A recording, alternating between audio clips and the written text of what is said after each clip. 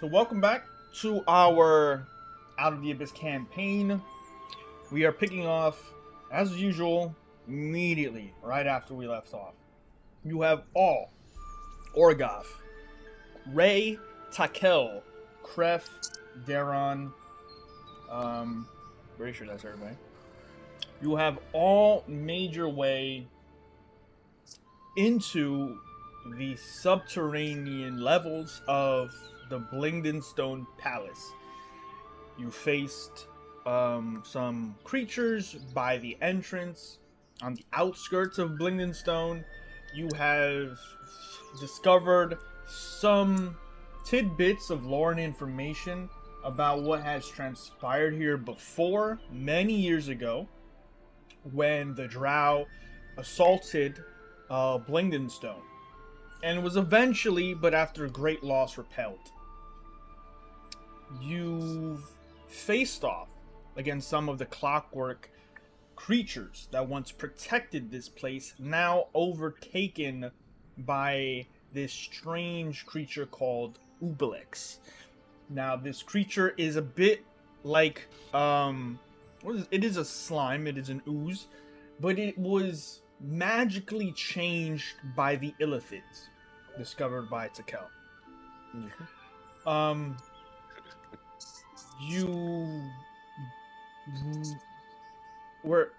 You've done battle with a few of them early on, and realized that they had some sort of psychic danger when it came to your mind and your memories. Some of you, as encounters continued, felt the more dramatic effects of that when you faced against their Ubelix Harbinger. But you were all victorious, and you even rested afterward within the subterranean levels. Now, some of the memories that have been taken from you may or may not affect your motivations moving forward.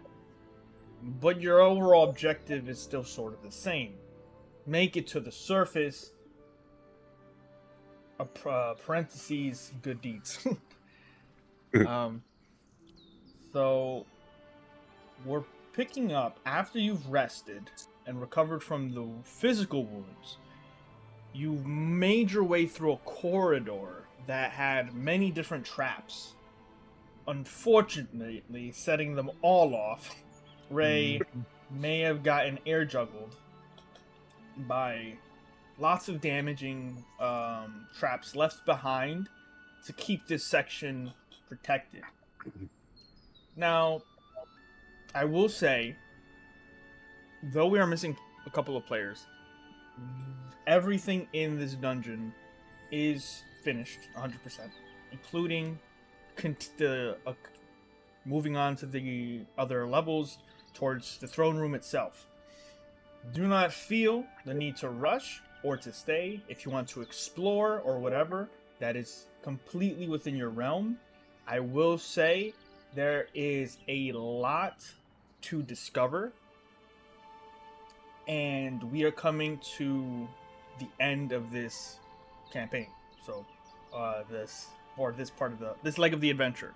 So, be mindful that as you move forward, the fog screen before the Dark Souls bosses.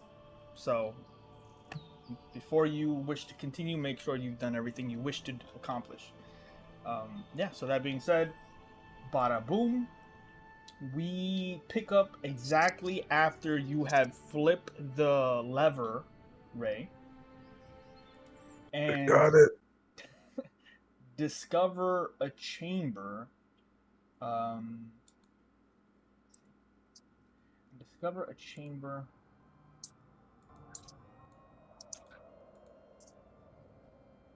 Guys, over. I'll show also the. If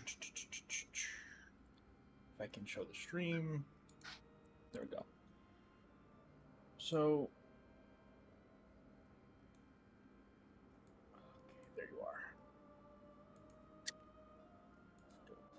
hiding. As you've turned off the traps, the port cutlass gate opens. I'm gonna move the gate here. Should be able to see now into that chamber, I believe.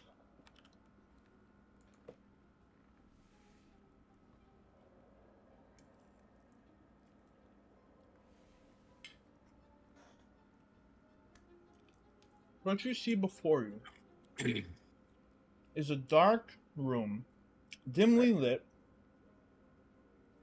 that cuts off and continues like a snake to the south.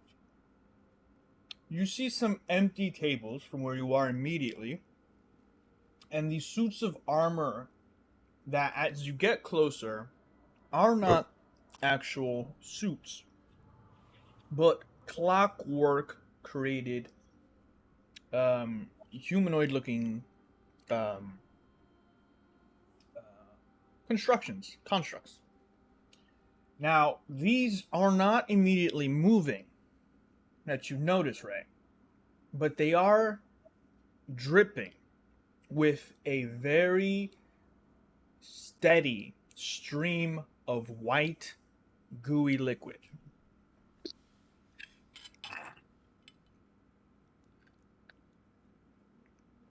Trying to yell back. There's gooey armor up here, guys. They're not moving yet. Can we do an investigation on the ooze? Yeah. You may make an investigation check if you wish. Are we all kind of filtering into the room at this point? Yeah, whomever what may. The map is available. You should be able to move your characters wherever you wish.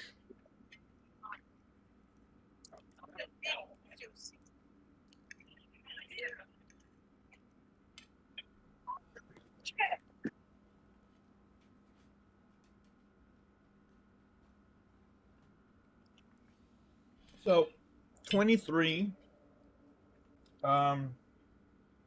for Tekel.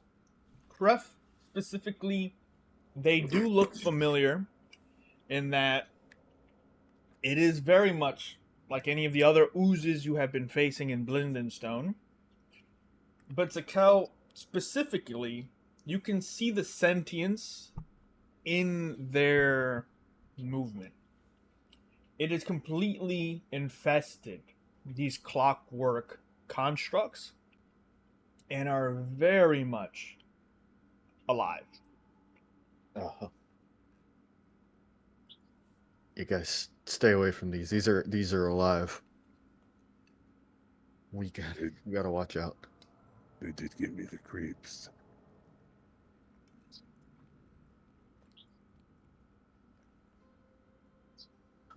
Do I see anything other than those that may be harmful in the room? So I barrel in and barrel back out. You do notice that there are more around the corner. Different stationary positions in this chamber. They do not seem to be reacting too much by you moving through them.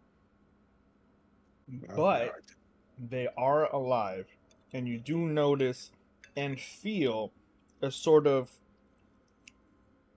a knocking on the back of all of your psyches, which reminds you of what happened with the Ooblixes when you first entered this area. They were probing your mind for intelligence and memories before they eventually attacked. Do you guys feel that too? Yep. I got a tickle in my head again. Let's be quick about this so you can get up out this room. Yeah. Blah, blah, blah, blah, blah, blah, blah. As you look around, this chamber is sort of split between the north and south, all filled with tables, some chairs kicked over, dust everywhere, cobwebs. But some of these tables actually have worked on pieces like equipment and tools, like inkwells, vials. You see different like rock hammers, an assortment of just tools for artificing, craftsmanship, um, constructing delicately. You do see jeweler's tools designed for some more intricate detail or probably work with the clockworks, as you do see gears and mechanisms on some of these tables. You also have a door that leads to the north and a door that leads to the south. Ready to go. Yeah. Can you get one of these armors to work for us? I don't think so. I mean, there's oozes inside of them, so we might have to get rid of the ooze. But they don't seem to be attacking us, so I'm not 100% sure. Hey, Jakel, Yeah. would you be mad if I got some of the ink vials that's on the table? No, go ahead and take some of the vials, yeah. Yeah, I'll do that. I'll take some of the ink vials. Okay. And I want to take the jeweler's stuff and the gears. Okay. So mark that in your inventories. You can mark 3 ink vials, a set of jeweler's tools, as well as working mechanisms. You said 3 ink vials? Yeah. Most of this place is, it's stuff people were fine leaving behind, even if some of it might still be worth, use. But overall, you now, as you've started gathering some of the things, and the mimic is just like just walking through the rubble. The armors start to shift as you hear clockwork gears starting to activate and start spinning up. You might have a few moments here, unless you want to do something to prepare, or choice is up to you. But you do feel them starting to kick up. Guys, they're moving. North or south? We see 2 doors. You want to go up or down? Which way are we going? Or are we Down to gonna? go- Or We can go south. I'm down to go south. then let's make an immediate move and get out of here. Okay. Okay. So as you There's no chests or anything. There's nothing that looks like there's anything in here other than the tables with the stuff on it, right? nothing that catches your eye, but you can make a perception check on your as you guys make your way to that double door at the south. Perception or Perception. Maybe perception. Perception Investigation would take some more time to Yeah. start touching stuff. As you see Zakel, Ray, Orgoth, actually the 3 of you notice as you're starting to move through here and the clockwork start like moving with the oozes, you start feeling your psyche being challenged. You immediately see on the floor, not really hidden, but just that have been just misplaced here, a key ring with more than a handful of keys on them. Just on the floor, right by the sort of fallen debris here. So, can I grab it as I'm running? If I see Yep. it, can I grab it as we're running past? Yep, absolutely. All right. So immediately you pick it up, you get to the double doors, and yeah, I'm moving this party. You Yeah, get to the- Daron's not anywhere either. Daron, I am going to just I'll stay back and watch the rear, guys. Okay. DM doesn't like playing player characters. Here's that's- some drool. Yeah, right. I'm just collecting some stuff. I tried to collect the drool, but it was acid. Let's see. So you get to the double doors. You get up against it, and immediately the door is not broken. It's just locked. There's a hatch that you can just remove. Yeah. Yeah, you unlatch it, and immediately, give me a second just to move the door open. Sorry.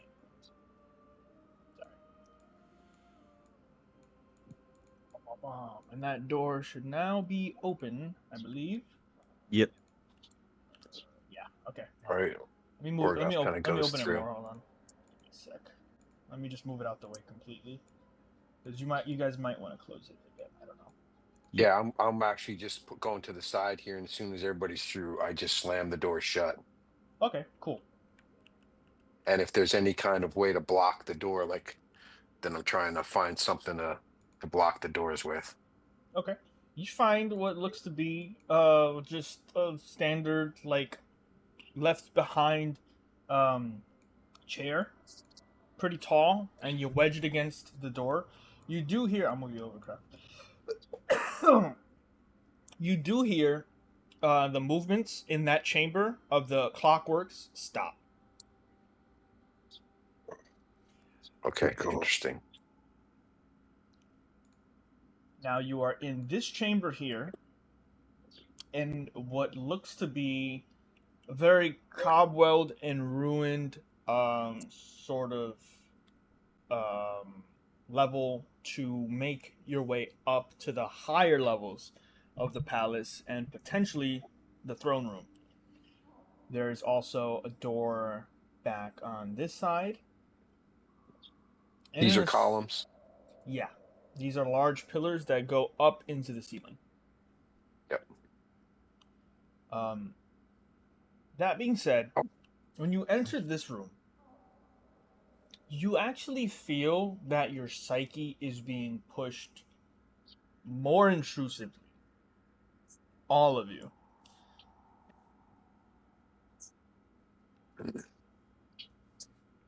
I see this pit in the middle here? That's with the bars over it. Yeah. It looks like a grate, maybe towards a sewer tunnel or something. You don't hear running liquid though, but when you look down into it, unless if you're only using your dark vision, you only see this sort of like viscous liquid sort of going in and out with the tide or whatever current is pushing the refuse through this sewer grate. I get close to it. I pick up a Yeah. rock, cast light on it, and I drop it inside the grate. Okay, cool. And you said a rock? Yeah, just one of the pieces of rubble that's on the ground. Cool. You grab a stone, hold it in both hands, cast light, and drop it. As it descends, it hits the liquid and sort of doesn't splash. Instead, it kind of stops. It stops onto the sort of what is, I guess, a surface. And then you see an eye immediately protrude from the liquid. And all of you have your minds hit by some psychic energy. However, as it was Kref that looked down, where is it? We're gonna save one. I need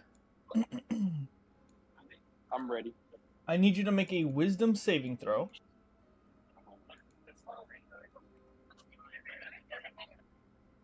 Wow, that is actually the DC. Let's go. You feel the psychic intrusion forcefully enter your mind and try to just rip your memory out of you in a very painful in a very painful feeling. Um, and the problem is it scares you for a moment because you feel like it tried to take something more than just a memory. And with that, you all see this white viscous ooze shoot out of the grate into the air and start culminating at the ceiling of this chamber until it becomes this massive bulge with a singular white eye. And unfortunately, I need you all to click on your tokens and roll initiative. Uh-huh. Guys, I'm sorry, I have not learned my lesson. I need to stop lighting stuff with light and throwing it down a pit hole.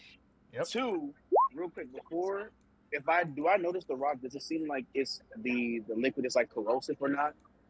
The liquid is not Like- corrosive. It's not corrosive. Okay, so we're not dealing with acid, some kind of stuff. Okay. No. The ooblex you guys have been facing by now, you have noticed, don't necessarily have any acidic properties to them, but they are very psychic in nature. Okay. How high are the ceilings in this room that this creature's up above us? I would say about 30 feet. Oh wow. Okay. You guys can see the turn order, right? We can see the turn order, yeah. Okay. just Yeah. making sure. 'Cause sometimes I move it off screen and okay, that's I'm on my phone, that's why. I'm just like moving it in certain ways so that way the stream can see it. So sometimes I don't know if I moved it too far away. Let's bring up this big boy. I saw the And let's see what he's got. look to Ray and sort of tell him, I feel like Nice. this one, it doesn't look like it's going to be blunt force damage might not be the best. Sarah, blunt force damage might not be the best. Yeah, blunt force. Because just Well- the way like the rock sort of just envelops it, I feel like blunt force damage won't be effective against this creature. I tell that to Ray though. Gotcha. But just in case he wants to, like you can. I wouldn't even try to bite it, but you can try if you want to. I think that's Bite it and see what it tastes like. All good. Alright, that should be good.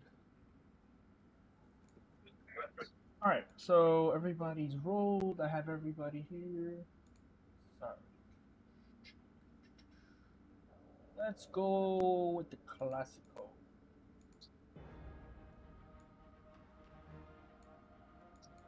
I love copyright music.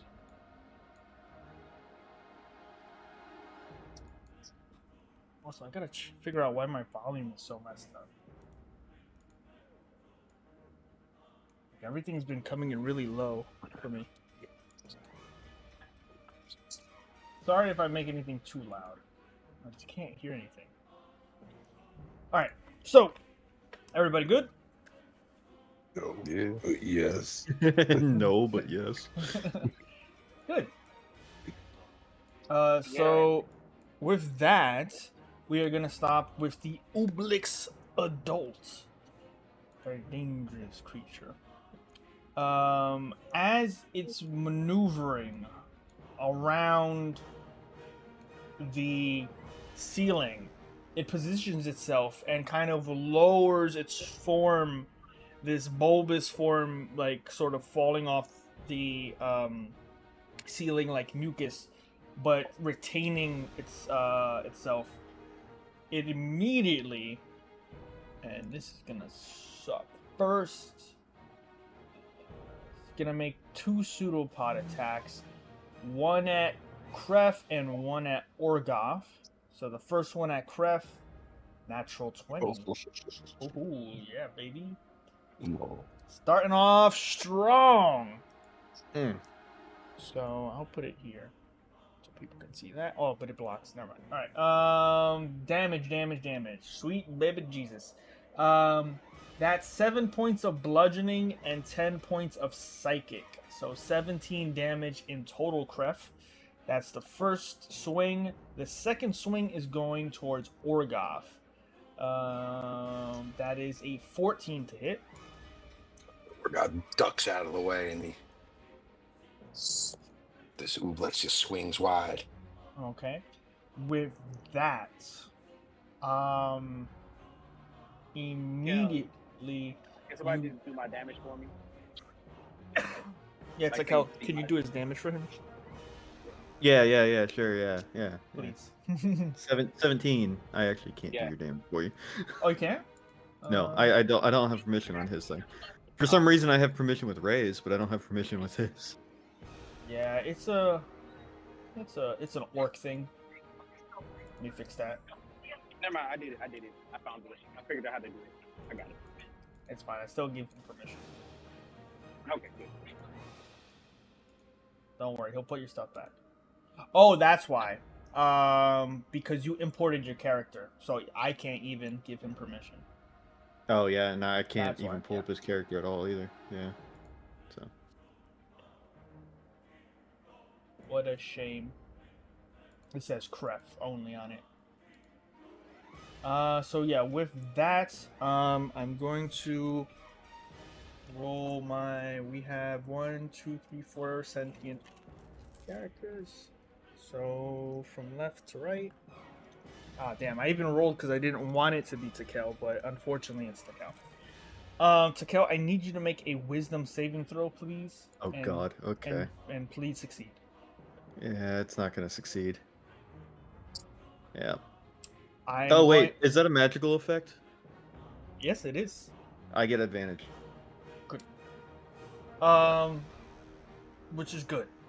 Yeah. You feel the creature's eye turn to you.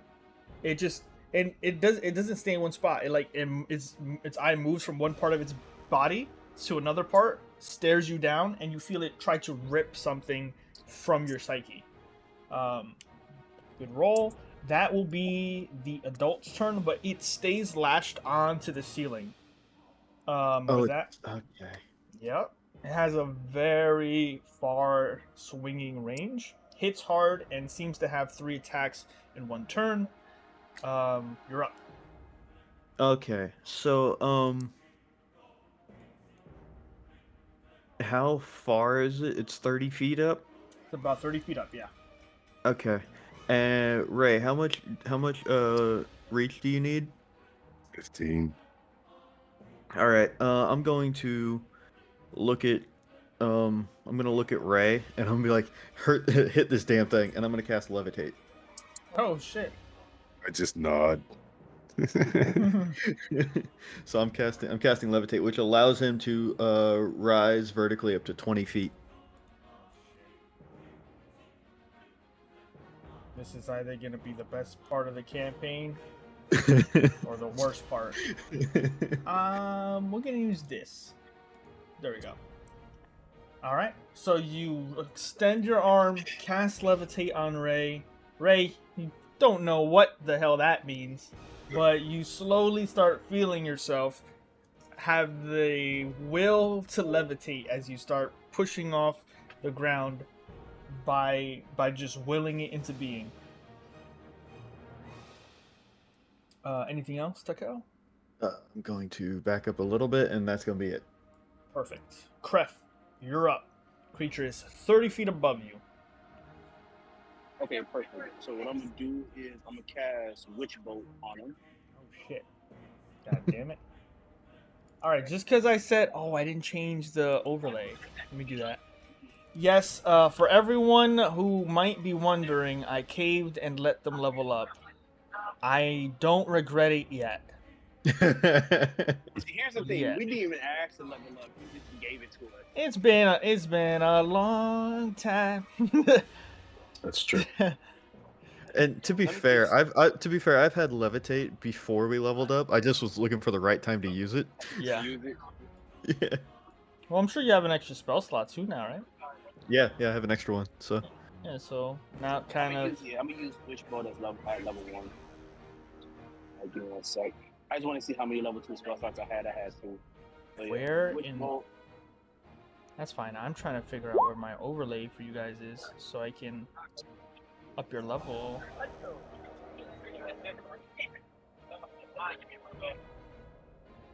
13 will not hit. Unfortunately, it will just miss.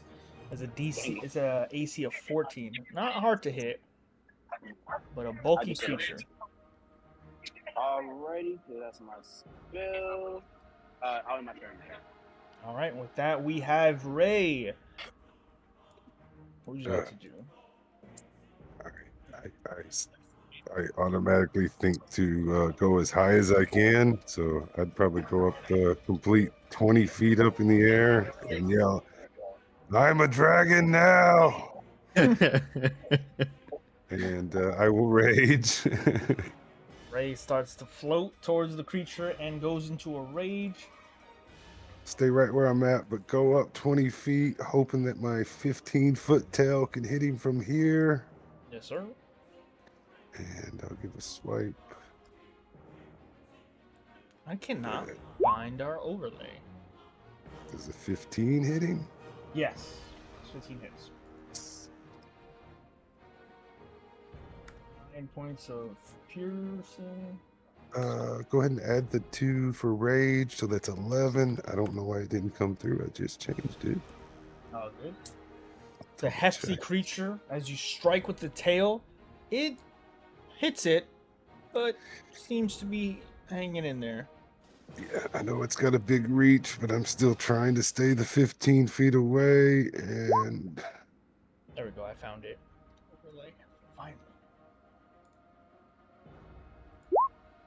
add the rage that time. I don't know. No, it did I not. no, don't it did think not. so. So add an extra 9. 2. Yeah, 9 piercing damage. Okay. Pretty good. That's Strike. bonus action. Yes. No, keep going.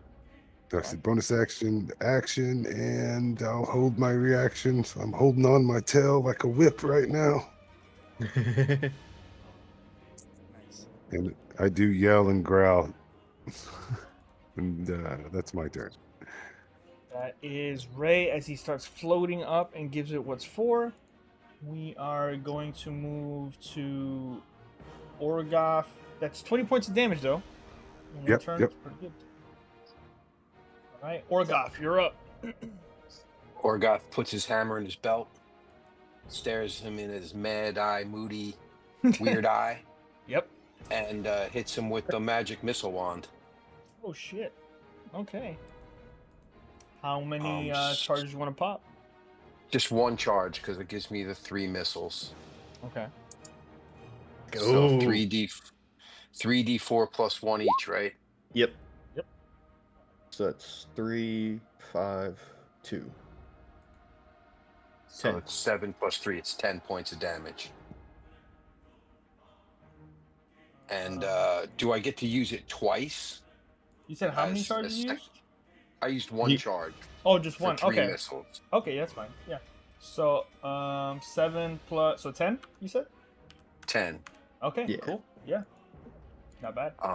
Can I shoot off another charge with my second attack, or is that not? You wouldn't be able, it would take your whole action to use a wand, but To if you use want the to use wand. more charges, I'll let you do it in the single. No, because all I'm doing is adding 1 magic missile.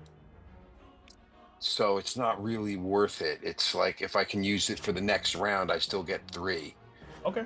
So I'm going to just hold off instead of burning the charges. I'm going to try to use them while this thing's floating in the air. Yeah. Okay. Sounds good. Perfect. And so that would be it. Unless I can see one of these tendrils coming down to take a swing at it with the hammer. I don't. Not immediately. No. Yeah. So I'm just going to stick with that as my move and just kind of cower under the, not cower, but got my shield up defending. Yeah. Eyeballing this thing with its wacky eyeball. Just staring at him. Boom. Okay, so sorry about that. You guys are now officially 7th level on the stream. Yeah. Wand of magic missiles getting pulled out again. Levitate, witch bolt, brand new stream. We come to the bottom of the turn order, which would be Murphy. Ah, dead, dude. I think 5. Yeah, that's as far as he can go, but that's where he'll stay. And I don't think he can reach him. He's got a 5-foot reach on everything. So Okay. he tries to jump up and bite him. Okay. He. Yeah, completely misses. He's like Wait, barking. It's like wait, yeah. wait. How much does Murph weigh? Oh shit. Well, he would have been an empty chest. Yeah. Oh, okay. Must- So Must be an empty chest, so he doesn't weigh as much as is it it's- more than 5 pounds? I would. would think. A chest would be. I would say a chest is 5 to 15 pounds. It just depends. Okay. I would say so. Okay. It is possible to kill. I understand what you're trying.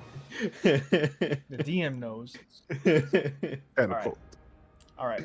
With that, the Oblix will take his turn at the top of the turn order. It will use. It's gonna move over to Tekel.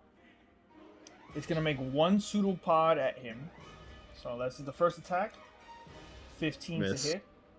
Would I get an opportunity attack? From the 15 feet tail. Yeah, Yeah, that's fine. I'll take what I can get with this bad boy. All right. He's just gonna walk away from me. He's more of gonna slide. That'll, Gloop. yep, I'm go up there too, though. Yep. That'll be does that 11. include- 11. Okay. I can't get the rage to work anymore. All right. It's As he tries to turned on. maneuver, It's just- Ray hits him with that the tail.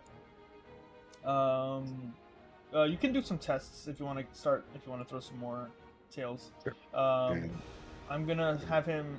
The Oblix is gonna then slide over out of Tekel's range and swing towards Kref. Now he's not leaving your cone of combat, Tekel, because he's still 30 feet up and just Yeah. maneuvering. He has a very long range with his pseudopod, but this pseudopod attack is gonna hit Kref. It's gonna miss, and then I'm gonna roll. See, that's a 4 again. I'm not gonna choose Tekel again. 3. So Kref, after it swings at you with the pseudopod, it's going to try to take something from you again. I need you to make a wisdom saving throw.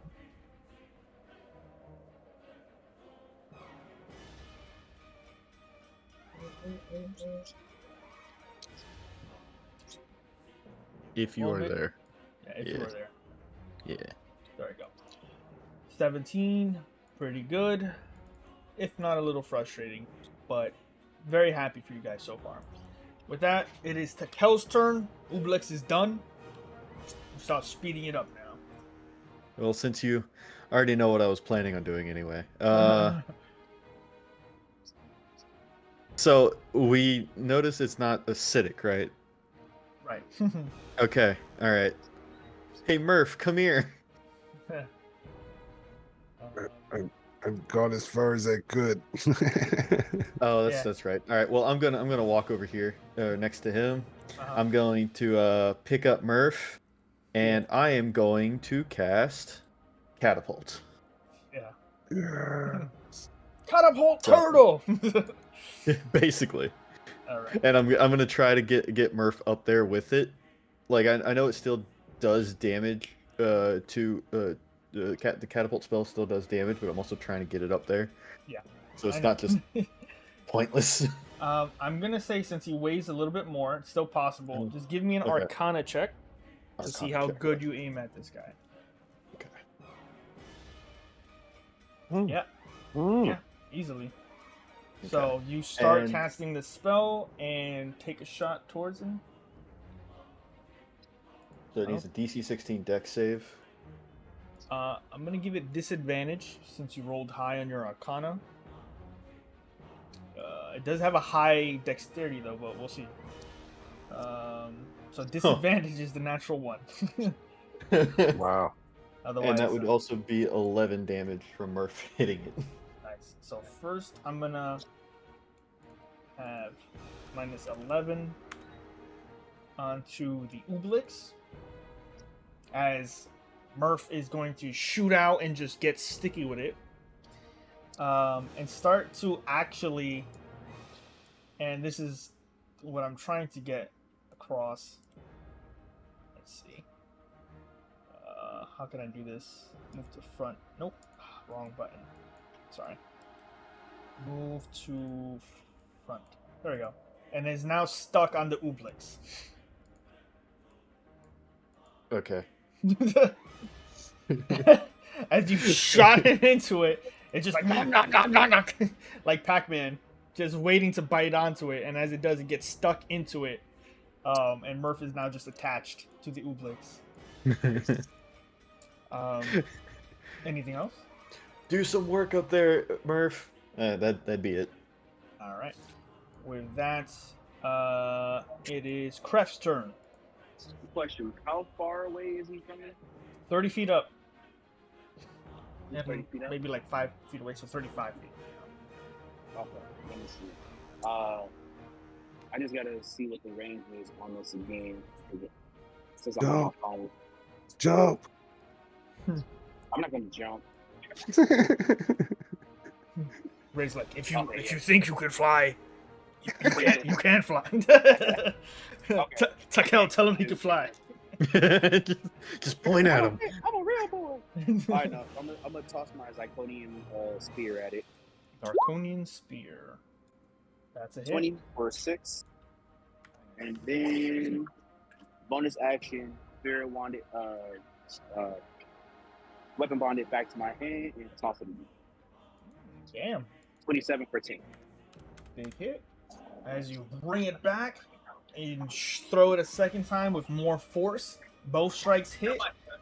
Looking like it does take damage, normally. It just happens to be a very hardy creature to kind of find those spots. That would be my turn. Because it's 35 feet up in the air, and lightning in the room is only 15 feet. Alright. With that, it is Ray's turn. Since not understanding that I'm not just flying, I just attempt to fly forward, just lean forward, and like try to flatten the wings to go forward, and I can't. Am I close enough to this Can you column? kick off the column? Yeah. I'm going to next, but I was like, can I? And then I just push myself off of the column and try to just push myself over. I don't know, just 10 feet. I don't know how it would work. Make an athletics check. Cool. I've never levitated.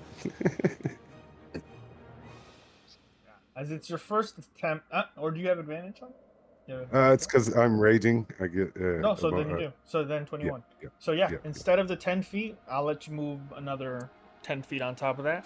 As you kick off with extreme force. I wave down at Takel. This is so cool. You would be able 20 feet away, 30 feet. You're within range to hit him with the tail still. If you want to go at him. Oh, I rolled a 1. That was the. This is so cool! As you slap Murphy deeper into the Ooblex. That was on purpose. And I still missed, I think, with a 12. With my second attack. As you swing again, you notice Murph is now just like submerged in the Ooblex, like Drax. The only way to defeat it is from within inside. And for my bonus action, I will give myself a whole 5 points. And that's my turn. Alright, Orgoth. What do you got? Show me your ground game.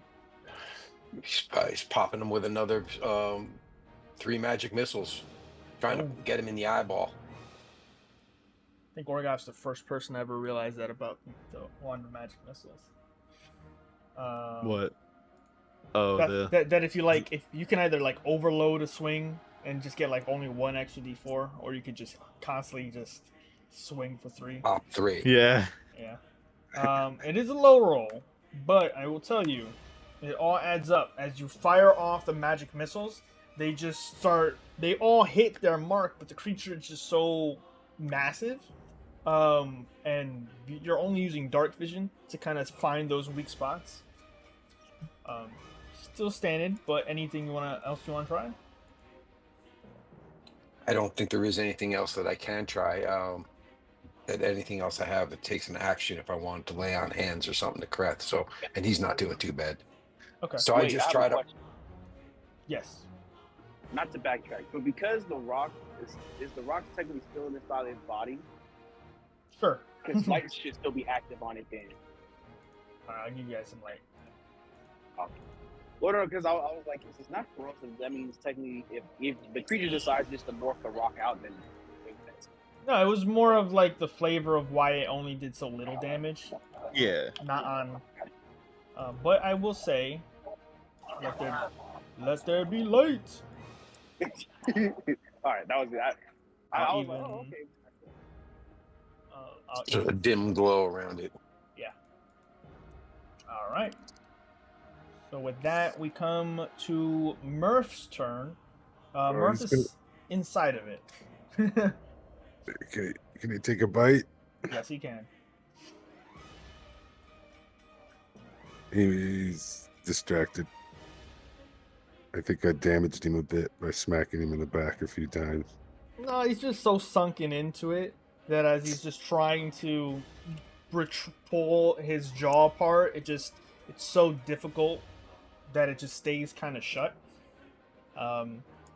But he's up there.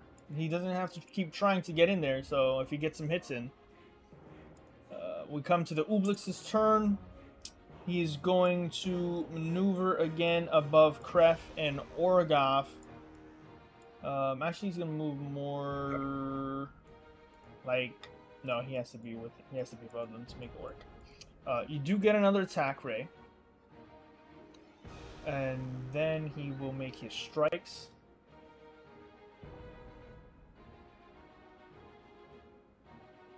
Hey, That'll hit. Yeah.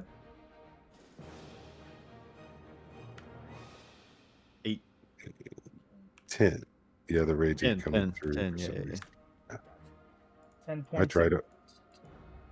No, I mean, see, maybe refresh it or something. Yeah, I tried. With that, you strike it as it maneuvers around. It's going to make a pseudopod attack. It's gonna make one at Craft, one. Oh, there you go. Yeah, it'll make one at Craft and one at Orgoff. The first one's at Orgoff. That's a 14 to hit. The second is at Kref. That's a 13 to hit. And then let's see who gets the sauce. Orgoff, I need you to make a wisdom saving throw, please.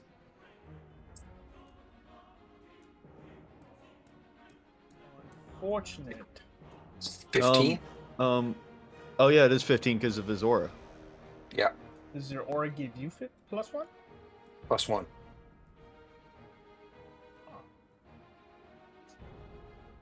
Touché. Damn it. Minimum bonus. Minimum bonus. It's only the minimum bonus, so I got that going for me. Oh, so which is you nice. get +1 and everyone else gets +2 or something? No, No, it's everybody in the everybody aura just gets a +1. Yeah. Ah, so this ne.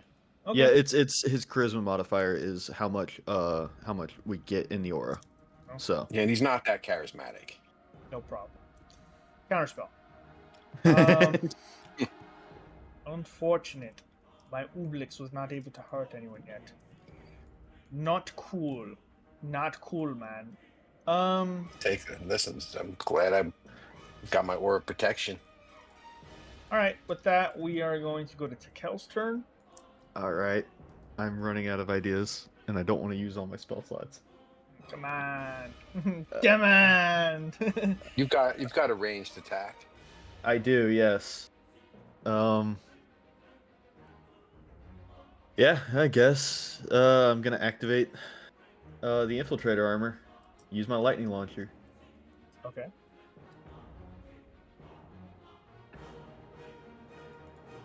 Damn. 13.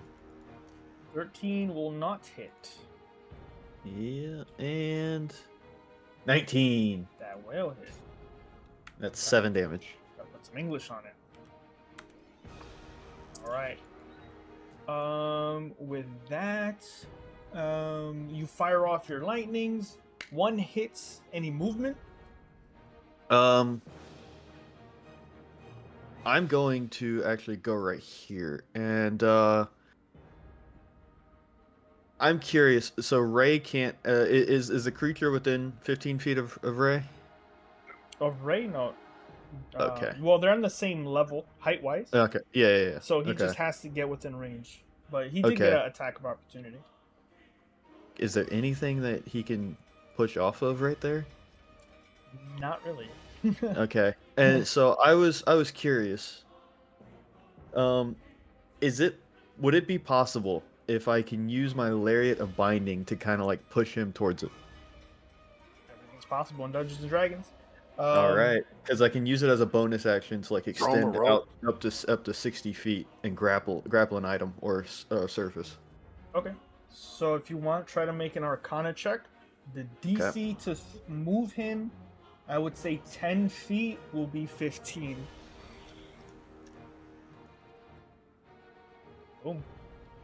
So you will the lariat of binding to wrap around Ray and try to then yeet 200-pound bugbear. But as he is levitating, he's almost weightless.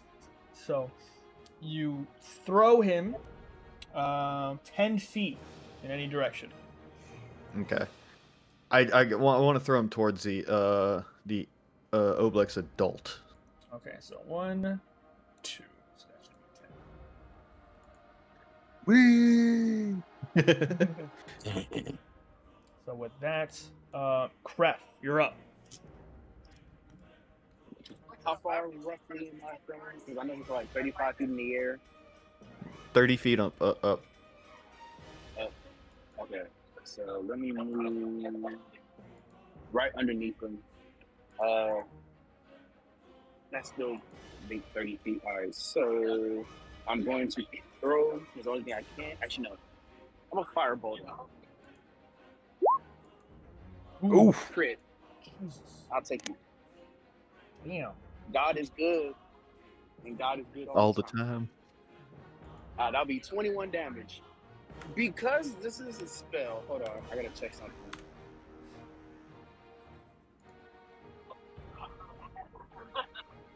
Okay, no, because that only says weapon attacks. Okay.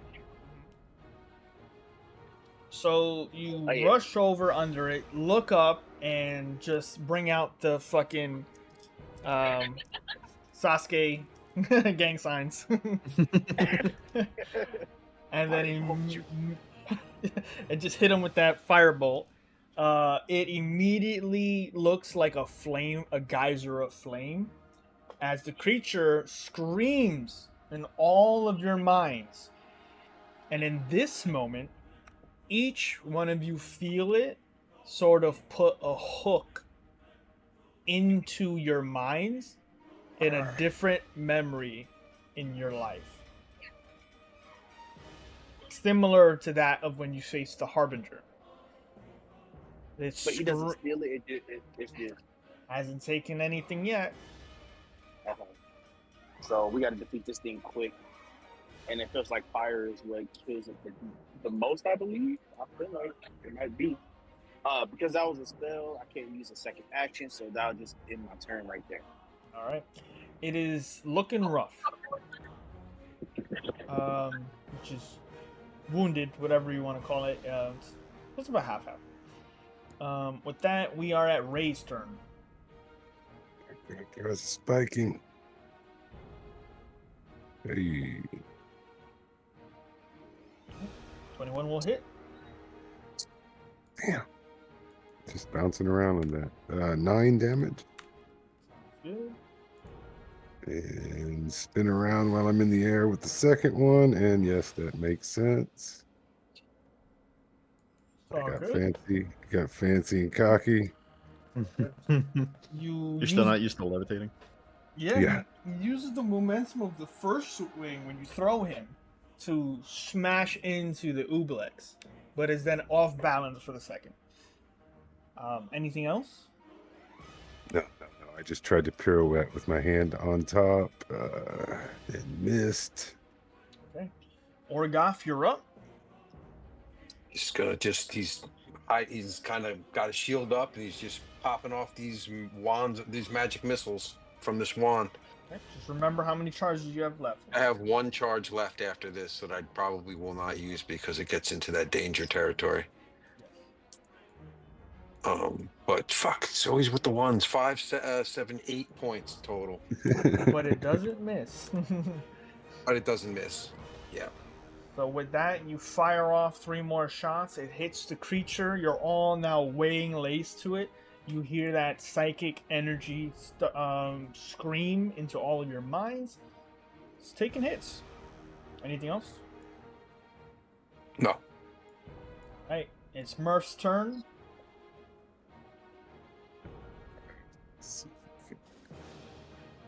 Punch it from the inside this time. Punch on it.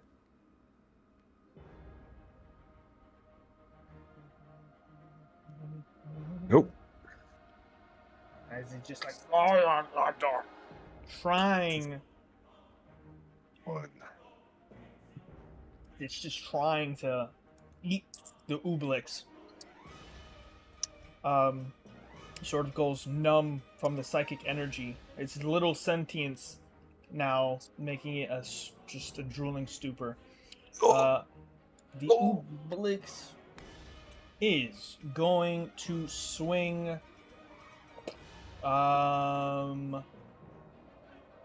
2 shots at Kref. Since he's the only one it seems to be able to hit. First one is a natural 1. Does it look like underneath there, Chris? Right. Looks Just like a flying giant blob. Man, he is rolling so low. Damn. And the curse continues from previous Monday. Let's go. Ha ha ha. With that, I need Ray to make a wisdom saving throw. He's the only one who hasn't been tested. You got +1. That will not 7. help. And this is where the danger comes from. Damn. I will reveal to you the dangers of this creature now. If you want to read, the Ublex targets one creature it can see within 15 feet of it. The target must succeed on a wisdom saving throw or take 4d8 psychic damage and become memory drained until it finishes a long rest or until it benefits from the greater restoration or heal spell. The creature must roll a 1d6 to see which attribute is affected. While memory drained, the creature has disadvantage on ability checks, attack rolls, and saving throws with that attribute. If a creature has already been memory drained, this effect can no longer be cured by a long rest. Ray. Okay. Ray, I need you to roll me a 1d6.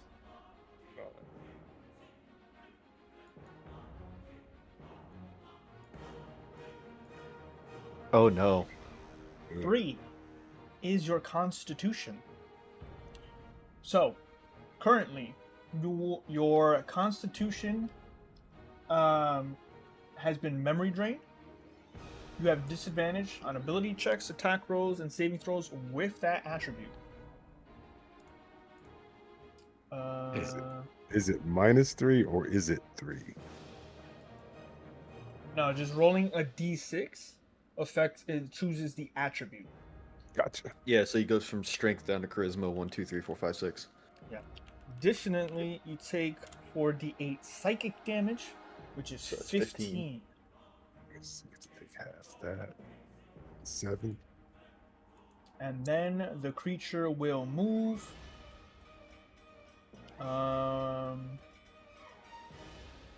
Here. Which means you get another attack of opportunity, Ray. And then that will be its turn. It's not scared of me at all. And I it can has, I can see Oh. why. Oh. as it has devoured something, it is moving on to its next meal. Sakel, you're up. All right. Shooting it with lightning.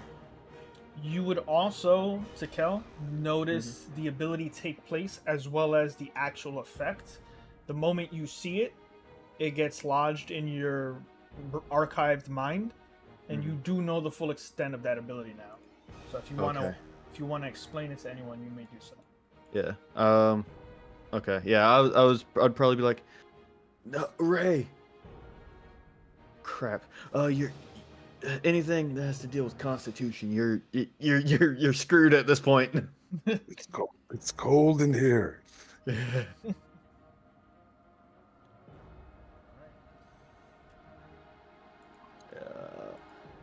16, 16 hits.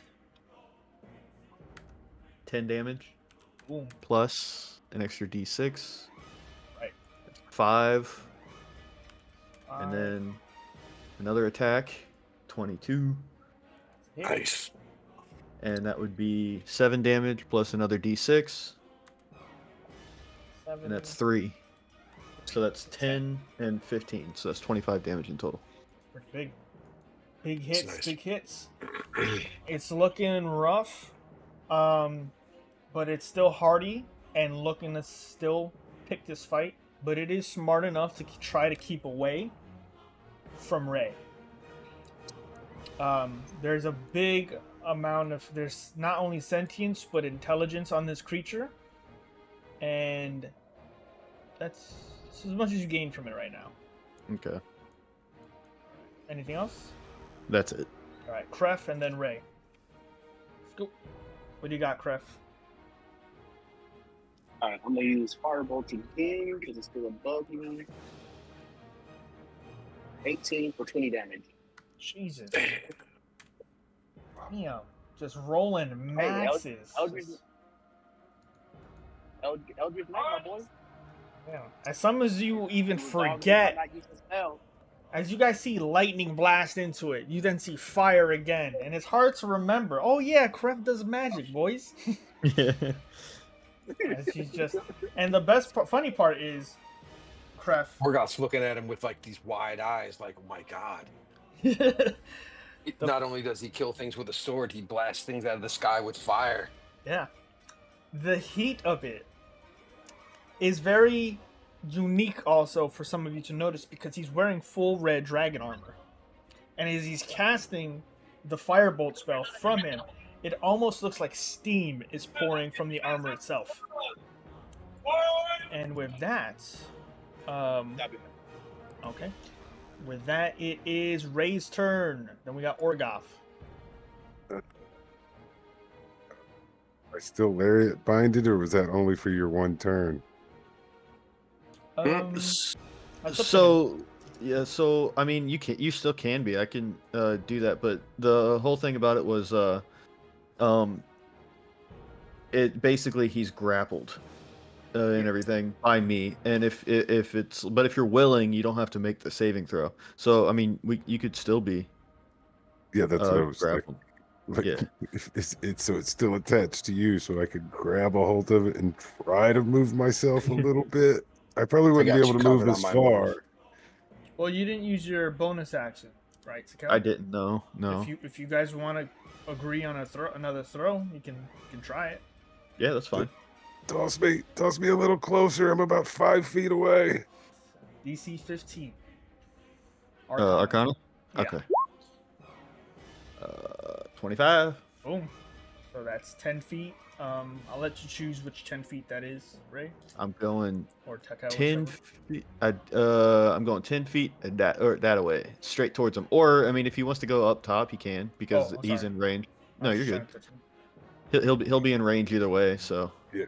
It's your choice, Ray. Wherever you want to be thrown. Right there. Whee! And again, try to use the momentum on the first one. 14 probably That missed. hits. That's just a Oh, hit. nice. that's his AC is 14. Yeah.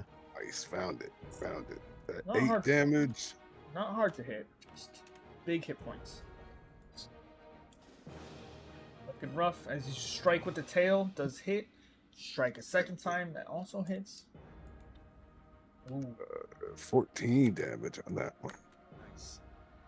As you slam again, it's looking rough. It's looking endangered. As you all start feeling the creature now pulling at at your memories. You also feel a sense of preservation now starting to hit the creature.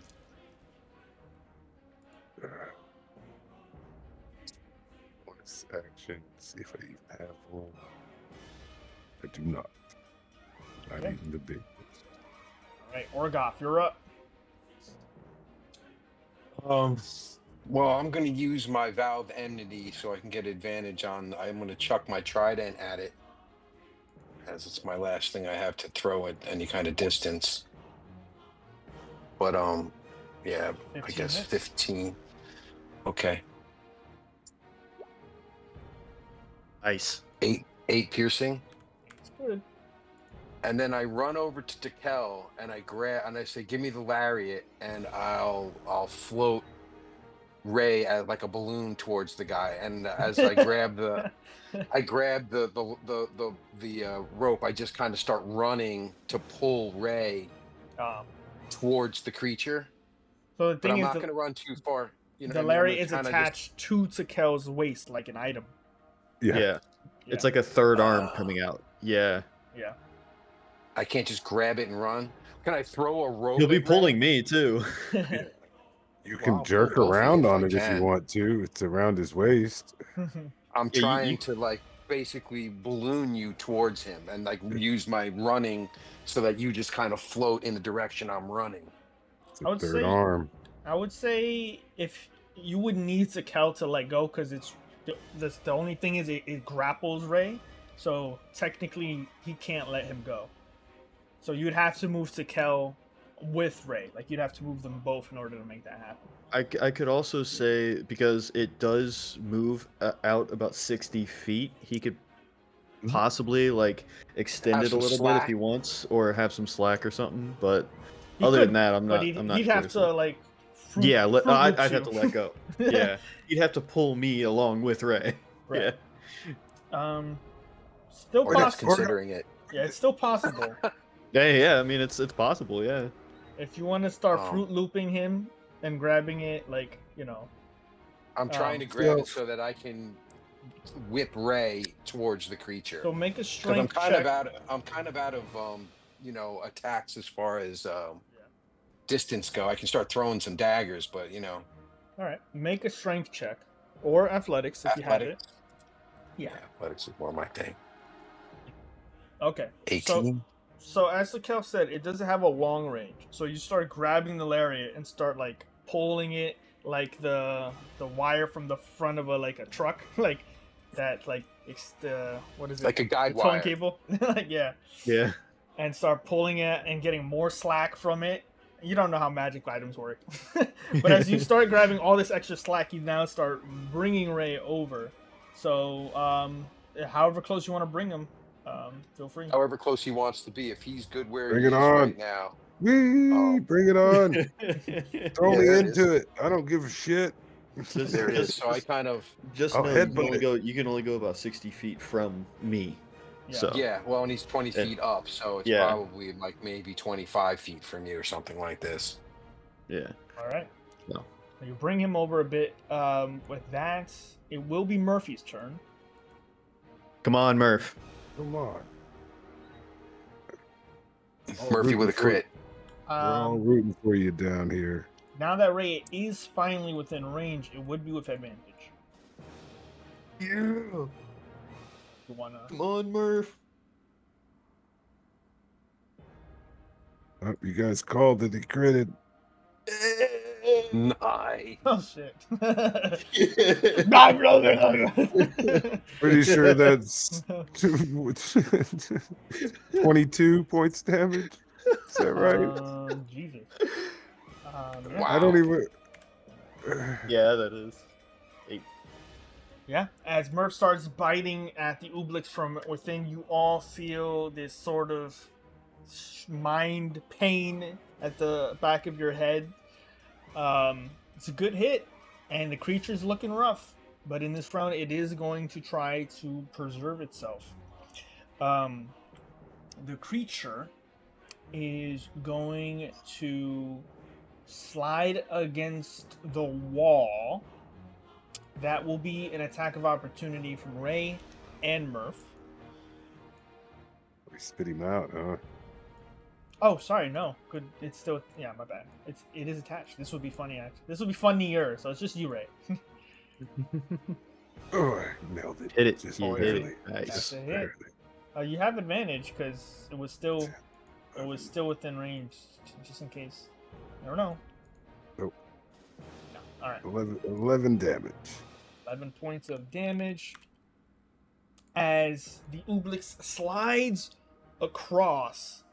It then to the part where it came out of the grate, and then like a heavy booger, it is going to drip from the ceiling and fall as fast as it can, trying to get through that grate.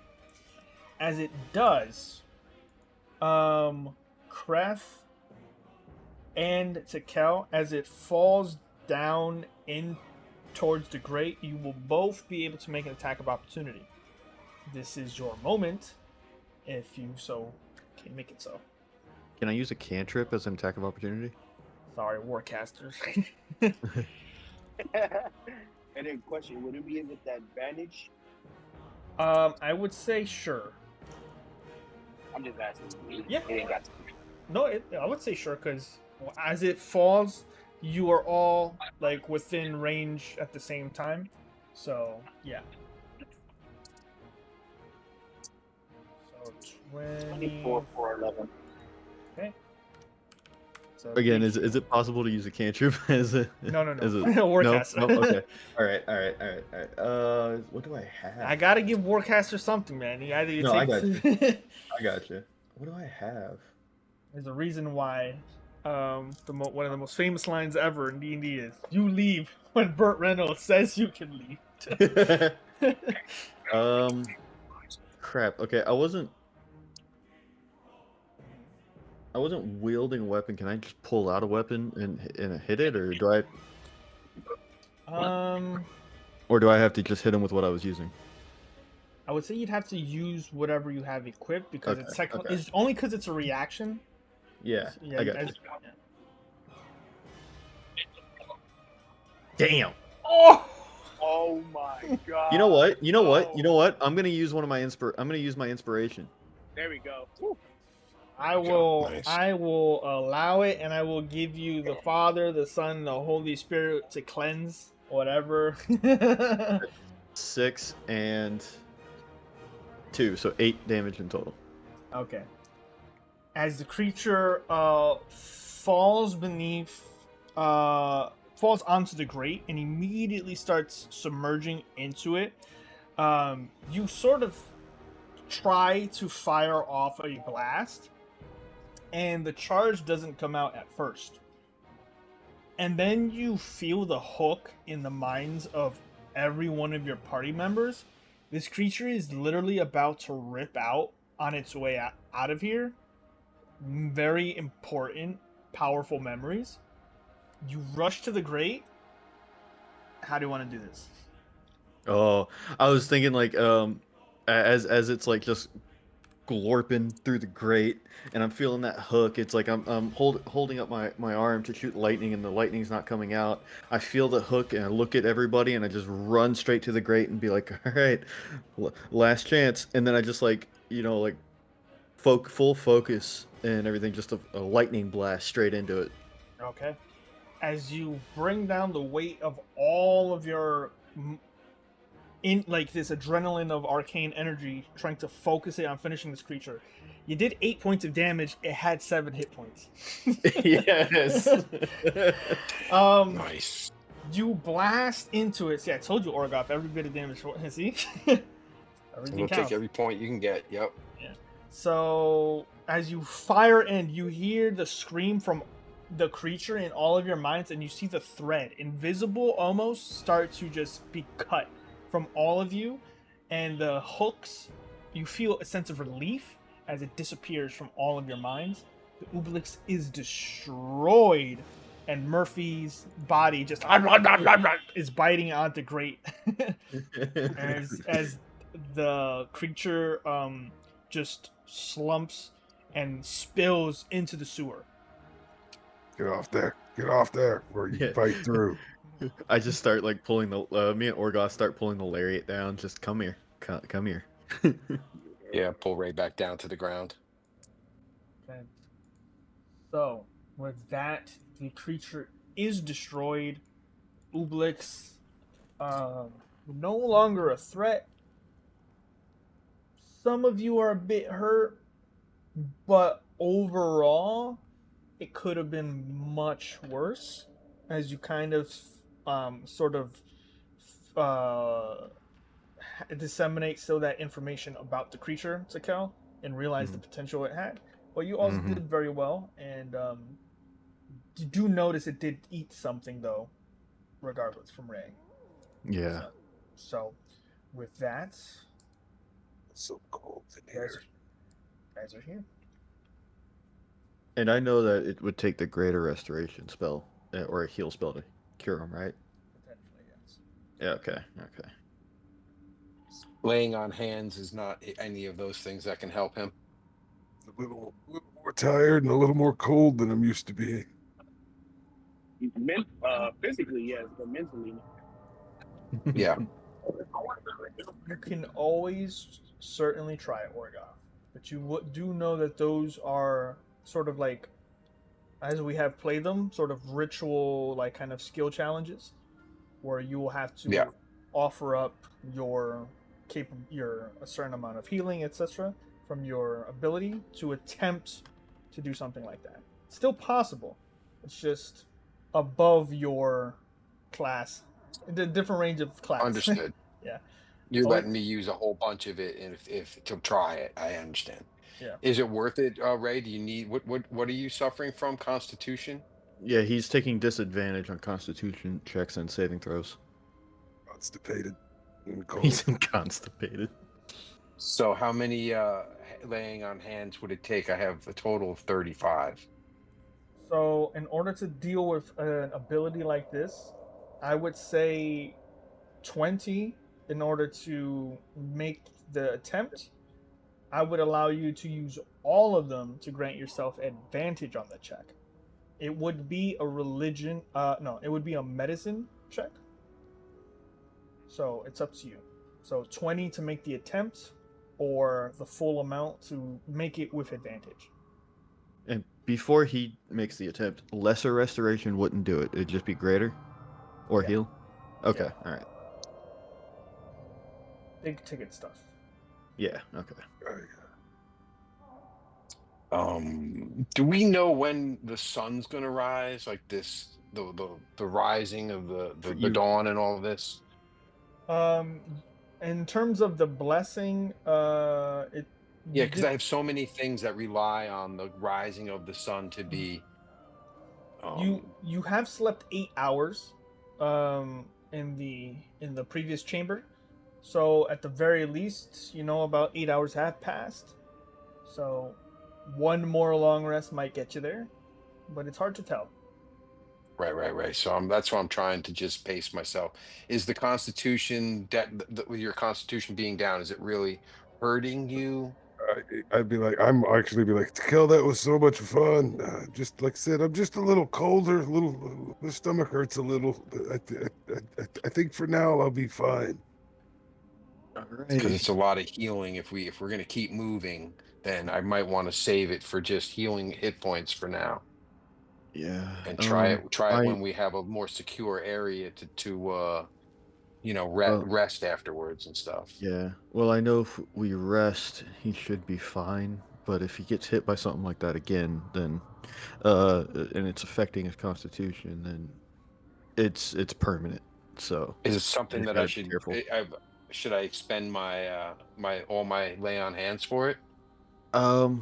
That's Give him all of my divine power on this? I mean, I'm willing to do it. I'm just trying to strategize with you. Like, if we're gonna keep moving, and then I'll have nothing to offer anybody. I don't even have any potions of healing left. it all depends on if we think we're gonna face another one of these Oblex adults.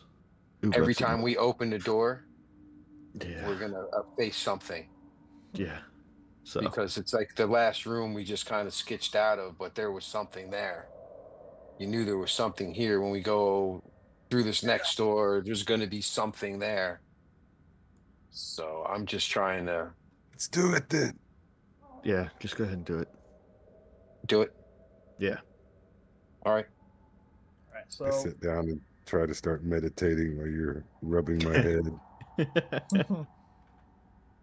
So I'm taking 35 lay on hands off so I can do it with the advantage, knowing my own rolls. it is a medicine check. I will allow you to use religion if you want. Yeah, religion would be better for me. So be mindful the DC will be 15. I'm going to use my new ability, Flash of Genius, Oh, to increase, because it's any ability check or saving roll. I increase that by 5 by my intelligence modifier. Oh shit. So it's So 19. it's 19, yeah, and your DC was 15. So You extend your lay on hands onto Ray, trying to focus the power of the silver flame, your oath. It's not something you've ever been able to sort of train I'm just with. trying to channel all of my.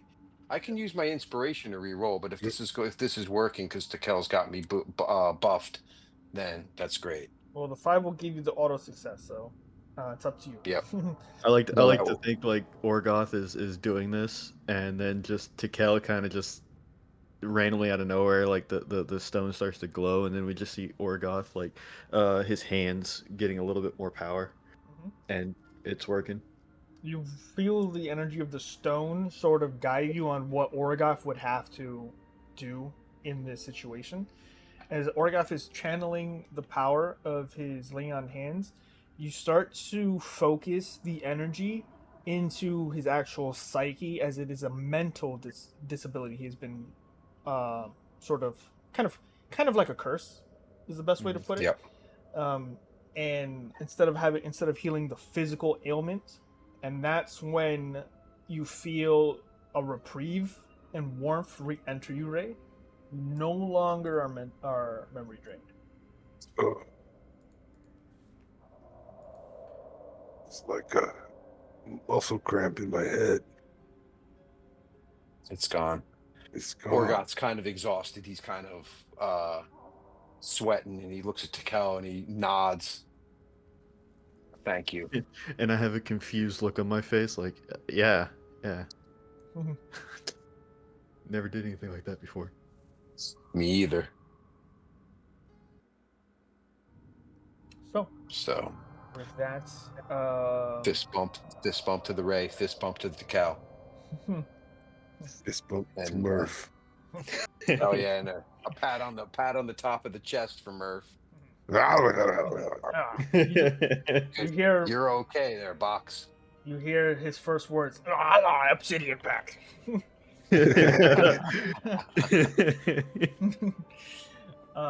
So yeah, you have some choices. There is still paths to the north on this level. There's I'm gonna search around the room a little bit, do a little investigating, just to see what's in these barrels and what's been left here in the rubble. As you move through the barrels themselves, they seem to be a lot of like generic supplies, things that would probably be needed for cleaning, maintenance.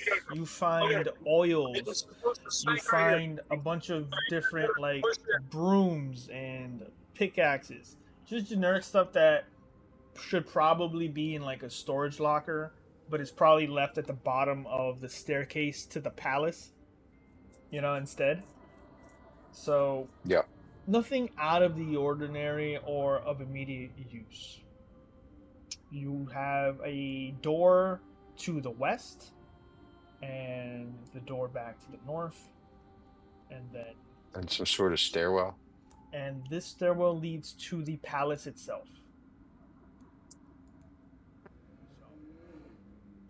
As you kind of get close, you just see like a little icon above your vision that says, "Make sure to save before continuing beyond this point." I'm just gonna save Yes. scum. So, All right. I think there's I more down here. We should probably go through the door on the west. What do you think? I think that we should go down and find ourselves a nice secure space before we go upstairs so we can rest up. Well, we just got done resting not too long ago, Yeah. so you just Yeah, woke up. maybe. Yeah, but I'm Yeah. like trying to say like I'm trying to wait for the dawn so I can repower basically Oh everything. yeah, but I do kind of want to explore more down here. There seems to be Yeah, quite a yeah, bit. we can stay down here. I think to go upstairs is to up the game though. It's like Yeah. who knows? There might be something down here that could help us. Read. Want to try this I door agree. to the west? I'm Yeah, not we can stay here. We can go up later. I'm not opening doors for a little while, guys. Or I Goth will go guess. first. I Usually. got it. I got it. Yeah. So The door you get to is locked. As you try to wiggle the handle, Orgoth's got the keys. there you go. Make Can we try me, some of the keys? yeah, make me just in just a flat intelligence check. As you start trying keys and trying to remember which ones you've used. you want to do it, Orgoth, or you want me to do it? I mean, my intelligence is 12, so I mean, if you want to do it. It, Can we it's, put our heads together on it? Sure. You put a few keys into Kel as you're kind of like not sweating necessarily from the heat, and then over your Yeah. shoulder, Orgoth is just like you tried that one. Like, I know. God. as you keep fiddling, eventually you hear the lock. You hear the right The key clink. clink. Sorry, not Matt Mercer. Nice. I don't have good click sounds, so I'm going to open this door and just move it out your way. I think that works. You know, if you can move in there. I can. Yep. Okay. So, that's not blocking. That's just the door, by the way. Yeah. So the door opens and you see a bit of a larger chamber. Not too large. That because it's kind of like closed off. You see a stone wall right in front of you that leads in. You see more rubble, broken boxes, discarded barrels, cobwebs. You see a rat scurrying across the ground and going deeper into this chamber. Guys, it looks Is that clear for you? now. I forgot you had a pet rat, right? Yeah. Okay. As you keep entering, you see what looks to be a sort of fire, slowly burning, perpetually crackling against either wood or coals. You see it sheds some brief light in here. What looks to be a small room, but it's bigger as you turn the corner. It's kind of a prison cell with bars covering the interior. You see a broken wooden bed with the mattress flipped over and disheveled, and broken chairs. You see cobwebs and rocks. Nothing out of the ordinary yet, but you guys can continue in here and see that there does seem to be some anvils, an oven, bathtub, some broken and misused or needing repair bed frames. If you want to take a look for anything else, you may do so. Let me see if this is. Looks like a forge or something. Yeah. Kind of, yeah, kind of. Like originally, this was probably like once a forging area, and then renovated to hold a prisoner or two. Yeah, it's like a kitchen. Yeah.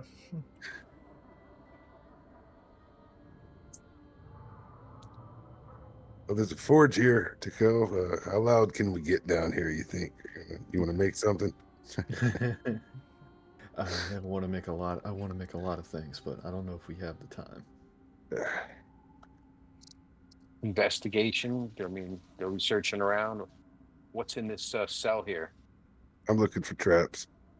I would say anyone interested in making a check or anything, now would be a good time. So, investigation or perception, whatever you feel is good for you. Jesus. Orgoth's like picking his nose. Like, I wonder what's over here. Wait a minute, I got an itch. Like, Yeah, ooh, something shiny. As you're looking about into the darkness of the prison cell, Orgoth, it's just so dark, you kind of miss some details because you're. I'll give you guys a brief reminder because I reminded myself of it last week when you guys didn't realize it was acid in there. Your dim lights might not show the full color of some things in a room. That's why I didn't know that you guys didn't realize the green liquid. Can I light a torch? Yeah. Oh, okay. Because I was going to actually pull out the spider I made and use one of my tinkering abilities and light them up. You could do both. Yeah. I will Yeah, give we can you do both. I will give you a torchlight. So let's do 20 feet. Let's make it a warm yellow. That was... Oh, sorry. That's supposed to be light, not an aura. Hold on a second. Yeah, let me fix that. 1 second. You're good. Yeah, it's like Tikel is just pulling out the spider, and you'll notice like kind of like the body of the spider, not the legs, but the body starts lighting up because of his one of his tinkering magical tinkering abilities. I can do I can put out like a light that sheds like a bright light in a 5 foot radius and dim light for an additional 5. That's Can you have it crawl into the cell? That was the reason why I made it. Yep, to have it Yeah. move around. Yeah, so You I'll hold my torch up so that we can kind of get a little bit of a better look, but you can okay? send your mobile light into the area. That's great. Yeah. I'm going to reveal it, but the gate is still there. Let me move it for a second. Yeah. I had it transparent for a moment, but I don't remember how to fix it. And the light actually stays for as long as I want until I get rid of it. So A spider? Another spider? So it's as it's moving around, the spider descends from your leg until it starts clacking against the stonework. The light from Orgoth's torch and the spider itself start illuminating all of the shadows in the prison cell. With your investigation, actually pretty high. Let me see something. Yes. As the clockwork is moving through the stone and the debris, eventually it crawls under the bed and different areas. And it's not that it finds anything because it's not that sentient to it itself look for things that are of importance. But it's when it's moving its metal appendages against stone and eventually clanks onto something metallic that you notice that there is something under that bed. But the gate is still blocking it. Hey Orgoth, you think one of those keys can open this gate? Do we see a lock or anything that's gonna, Yep, there's a lock. be operated by a key? Yeah, Yep. let's check the keys. Yep. Just to save some time, it is not any of the regular looking keys. it's the one that's wrapped around a bit. And it has double-sided teeth. You enter, it clicks You hear the iron bars give way, and you can now enter the prison cell. And then I'm going to enter, and I'm going to. Did I put get my the- trident back from that gooey thing? No, but you can go back and get it. I thought maybe it would have fallen to the floor or something. Yeah, I quickly run back and I grab it and I quickly run back. I get you. Roll me initiative. um, Roll. What do you need? Initiative. yeah. yeah. Now you grab your trident and you come back. As you guys are looking about, what were you looking for, Ray? Traps. Okay. Looking about, no immediate traps. The forges, and the oven, all this kind of stuff seems quite cool, but Gotcha. still warm, because of the whatever is forcing this, these embers, the furnace itself to just continuously give off some heat. You do find a sack of coals, by the way. Oh, nice. I And snagged it. it's pretty heavy, but you're big and you're strong. You grab them. Never know when you could use these. Sakel, as you push the bed off, and then the mattress, you see one of the tiles of the stone floor is small, cracked, and replaced with something metallic, like sort of like a metal cover, not very large.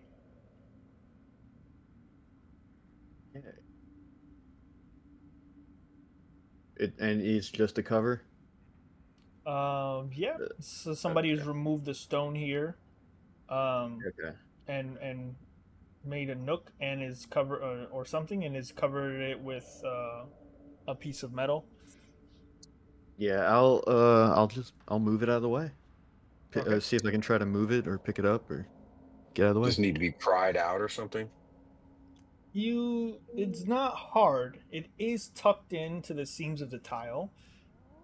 It does take some effort, but eventually you remove the metallic plating and find just a dark, dirtied hole.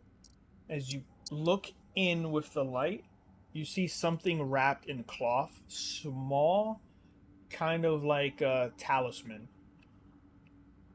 Just And okay, yeah, and I'm gonna reach in with my arm, okay. try to pull it out. You pull out in this with that is it's a talisman covered in cloth, but when you remove the cloth itself, it looks like a sort of it's kind of like a large circular token talisman, but it's almost clockwork in design. It is very old, and when you move the dust, it is ingrained with many different arcane enchantments that are too old to have been made anytime in this decade. However, it is not enchanted anymore. It looks like it could fit into something.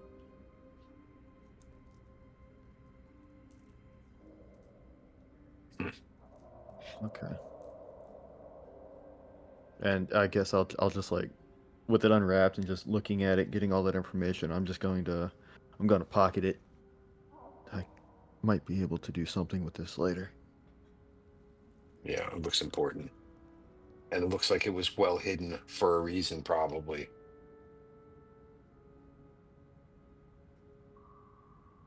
Check out the rest of the room. Anything in these barrels and in these cases or whatever the hell is laying around? As you've gone through some of them, they do just seem to be broken and very weathered tools. You see just like dozens upon broken pickaxes, rock hammers, chisels. Even the water has been drained from the tubs. This place it hasn't been used in so long. Um, it just like many other things, just became probably obsolete sooner rather than later. I think Ray's noticed that pulling around the bag of forge coals is making black marks all over the ground. Okay. So he's just, hey, to Yeah. can you put these in the bag of holding? They're pretty heavy. Sure. I think I have a bag of coals.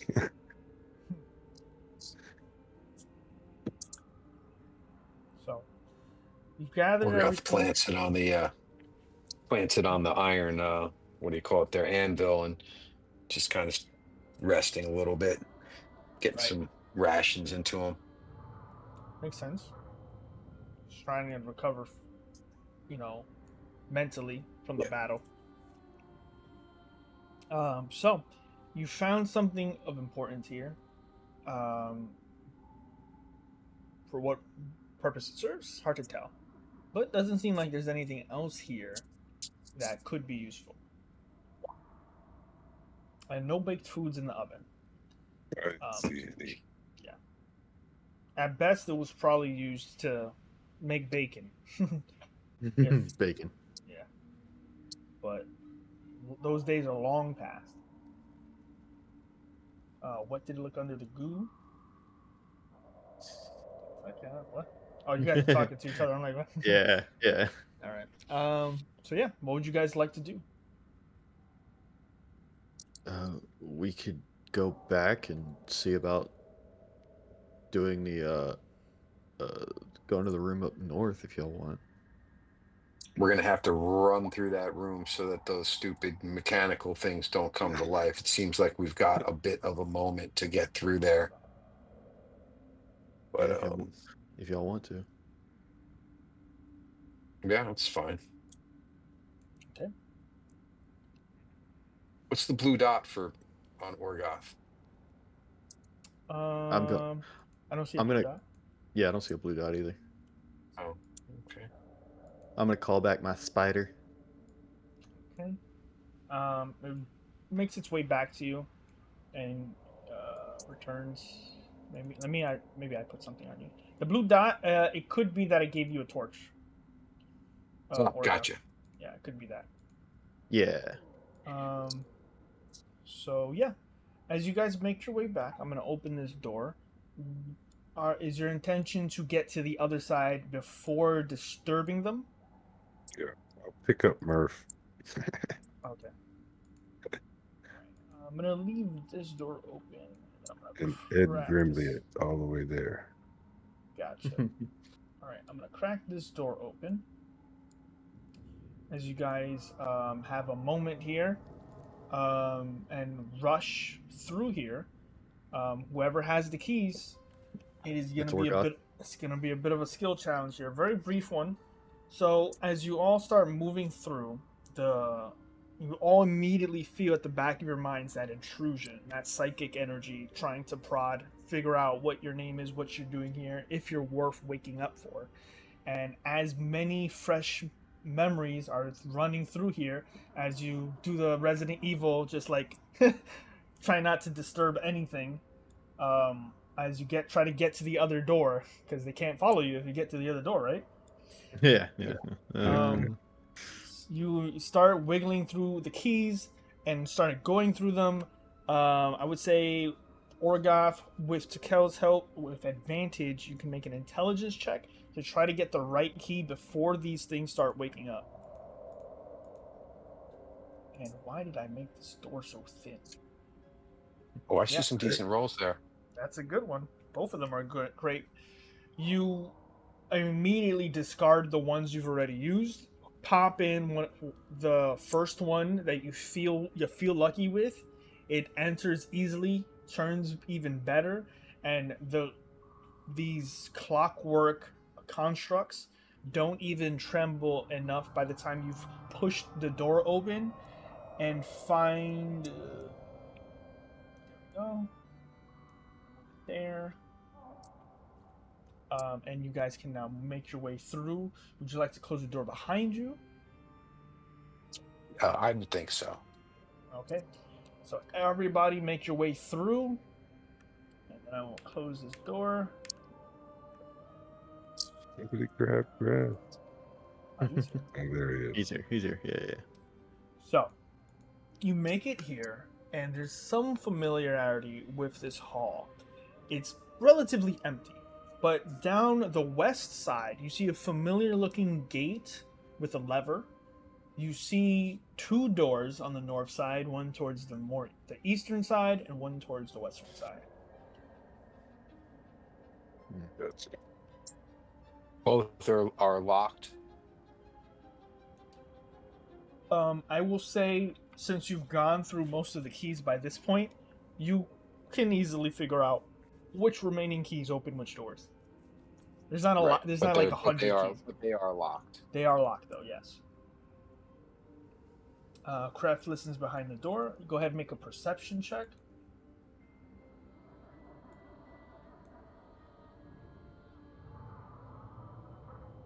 Okay, 15. You give a good listen. Nothing immediately jumps out at you. Just silence. Can we do the same thing at the other door and see if there's any difference? Sure. Make a perception check.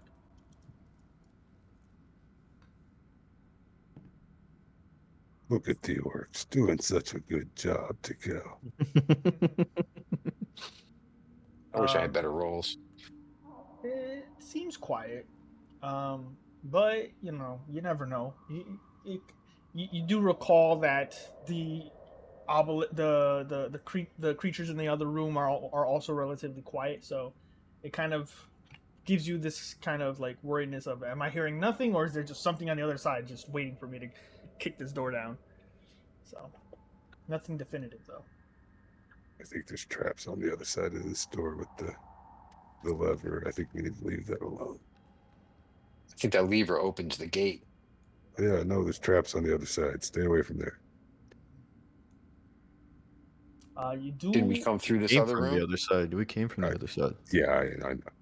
Okay. He knows. Right. I took all that damage for all those traps. I'm just being a little cautious. You do Everything's notice, trapped now. Yeah, this gate does look familiar. As you look through it with the torchlight, you see that the other side is where you did originally come in, where you first face off against those Ooblik spawn. So this is kind of like a connecting hallway that would allow you to backtrack without having to. No, if you want to. If you want to open the gate, it's up to you. Can we just like slowly open the door and kind of peek in? Krath wants to kick a door in. Up. Feel free. Okay, kick it in. Well, I mean, we should probably back him up if he's going to kick in a door. Yeah. So you if you're both going to are kick in the door, I doors. go right next to him and I go, all right, go ahead, kick it in. Let's go. He was joking. The party's behind him. That's D&D. Go ahead, Kref. Show me what you've got. 21. Nice. I mean, Kref immediately kicks the door just as hard as he can. The lock gets knocked off, splinters. It swings off with the hinges and hits the stonework of into the room. I don't have a mechanic for doing that, so bear with me as I slowly open this door. No, I'm just gonna move it over. remove it. Yeah, I'm just gonna. Might need it later. I don't know. Last time I deleted a door, players ended up wanting the door. So never know. What if he just kicked it off the hinges? I was gonna say, yeah, if he just kicked it off the hinges, we're good. Yeah, they took it with them. They wanted the door. Boom. Oh, this looks like an interesting room.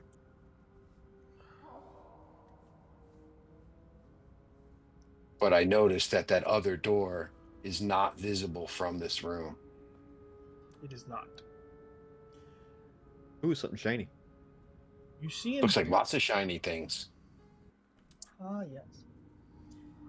What you find in here is a large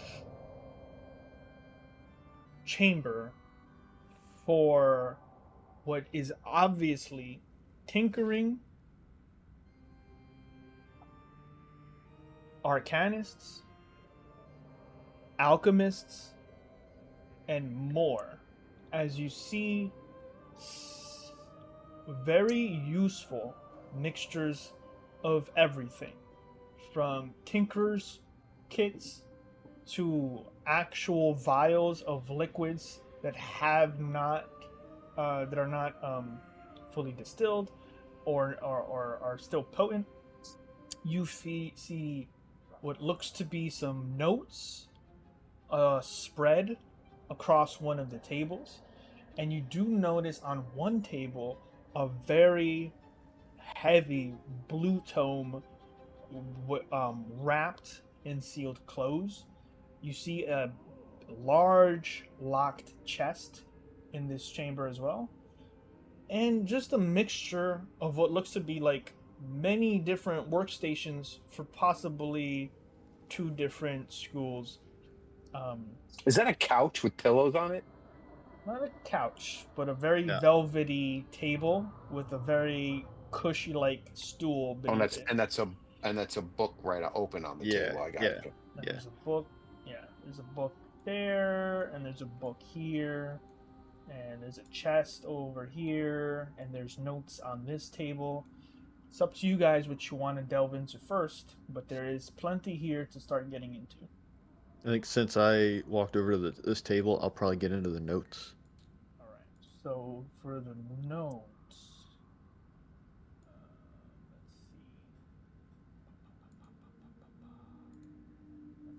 see. Notes. There we go. Show this one.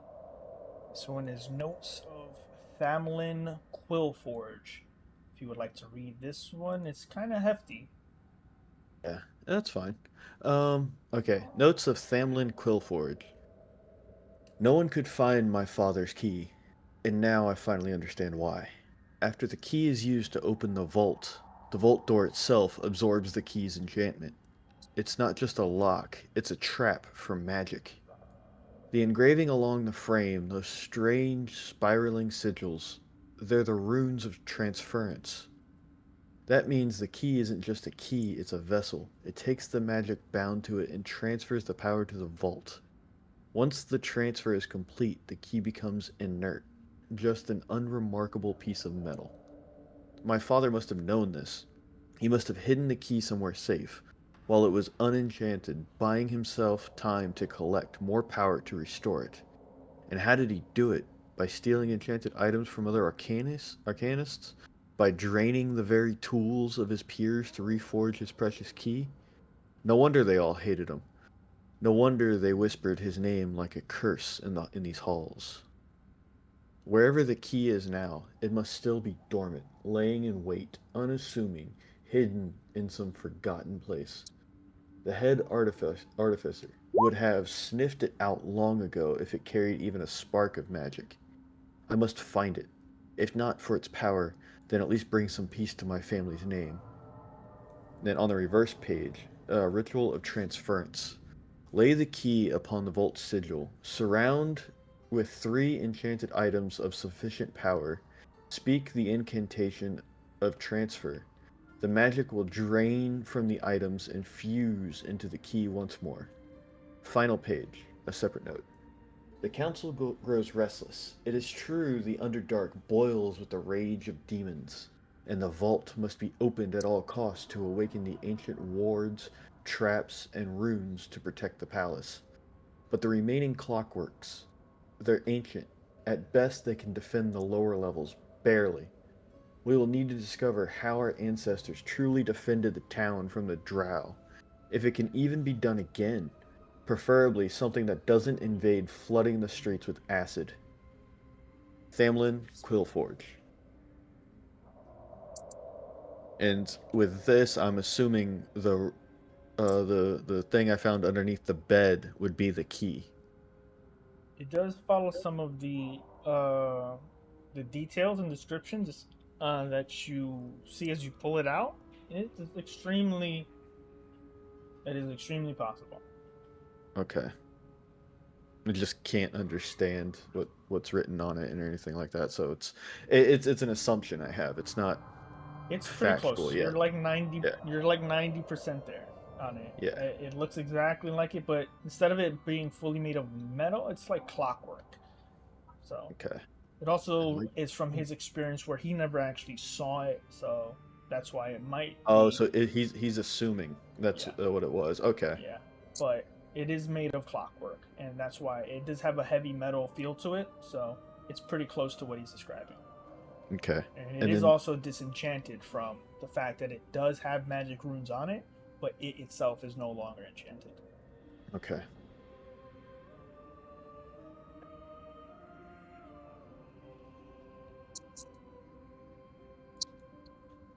There is also a journal and the chest. I'd like to check out the chest with I see Kretz right there. Okay. All right. As you open the chest, Kref, I need you to make me a Constitution saving throw.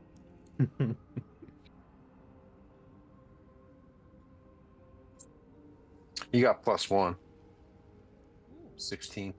Just enough. As you open the chest, immediately a gas spews right into your face, Kref. You start coughing momentarily, and then resolve yourself. You only take. Oh, I wrote 22. Shit, my bad. That's not it. Sorry. Half that. You take 4. Sorry. Yeah, right. You take 40 points of. No. You take 4 points of poison damage. And immediately the spell dissipates.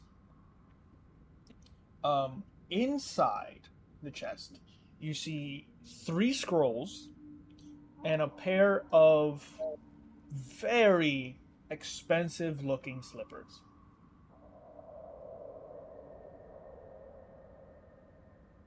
Oh my god.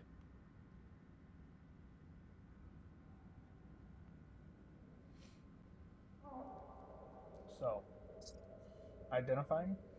Are you telling me or? I go to Kel. This looks like something that you might want to take a peek at. There's some cool stuff here. Some scrolls and whatnot. And Orgoth goes over and searches these benches. Okay. And the benches, as you start looking through it, there seems to be a lot of different vials and concoctions. There's one that you immediately know what it is, Orgoth, because you've drank so many. You immediately see one potion of healing. Nice. I don't have any. Does anybody need a potion of healing, or can I just stick it in my inventory? If you don't have any, you can stick it in your inventory. Just keep it. Yeah. Yeah. And what else is laying around? Are there any like empty vials and like little A ton of them. stuff like that? Yep, there's Ton of empty- them. there's I grab a few of the vials because we always seem to need stuff like that. So I kind of Sure. take some and put them in my pouches and stuff like that. You can mark 6 empty vials. I start looking at the wall on the southern corner, and then make my way over to the book and pull out my parchment and crayons and try to start copying it. Okay. You flip open the book, and it's a journal. So tons of different accountings of the recent times with from the same author. If anyone would like to read it, I'll give them the journal. But real quick, would you like to read the journal, or would you like to identify the items? Let's identify the items. Yeah. Okay. So first, where is it? God damn. As Tekel pulls out of that bag of his, he pulls out a quill, and the quill starts floating in the air and starts writing out in the air what they all do, what they are, and what they all do. You identify them as 3 scrolls of sending. And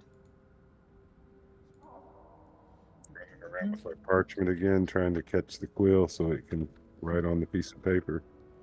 No, yeah, but it writes everything out in the air. Yeah, it's like magic. I got it. I got it. Oh, oh, oh, oh, oh. I don't need it. Oh, oh, that looks cool. Like a sparkler. Imagine the quill from like Harry Potter that news anchor had, except doesn't have the notepad. It's, it's it's, so it's, hard about finding. it's like a sparkler. Did I not put it in? Huh? I have the card. Hold on. I've looked around the whole room for weapons, and there ain't nothing in here. Vials and things bubbling around. I'm wondering if I can stock up on some like parchment and some ink and stuff like this, because I don't like. I'm just looking around to see whatever else is on these benches, like any kind of stupid crap that we might need down the road. Yeah. You may grab whatever it is you wish. Just add it to your inventory.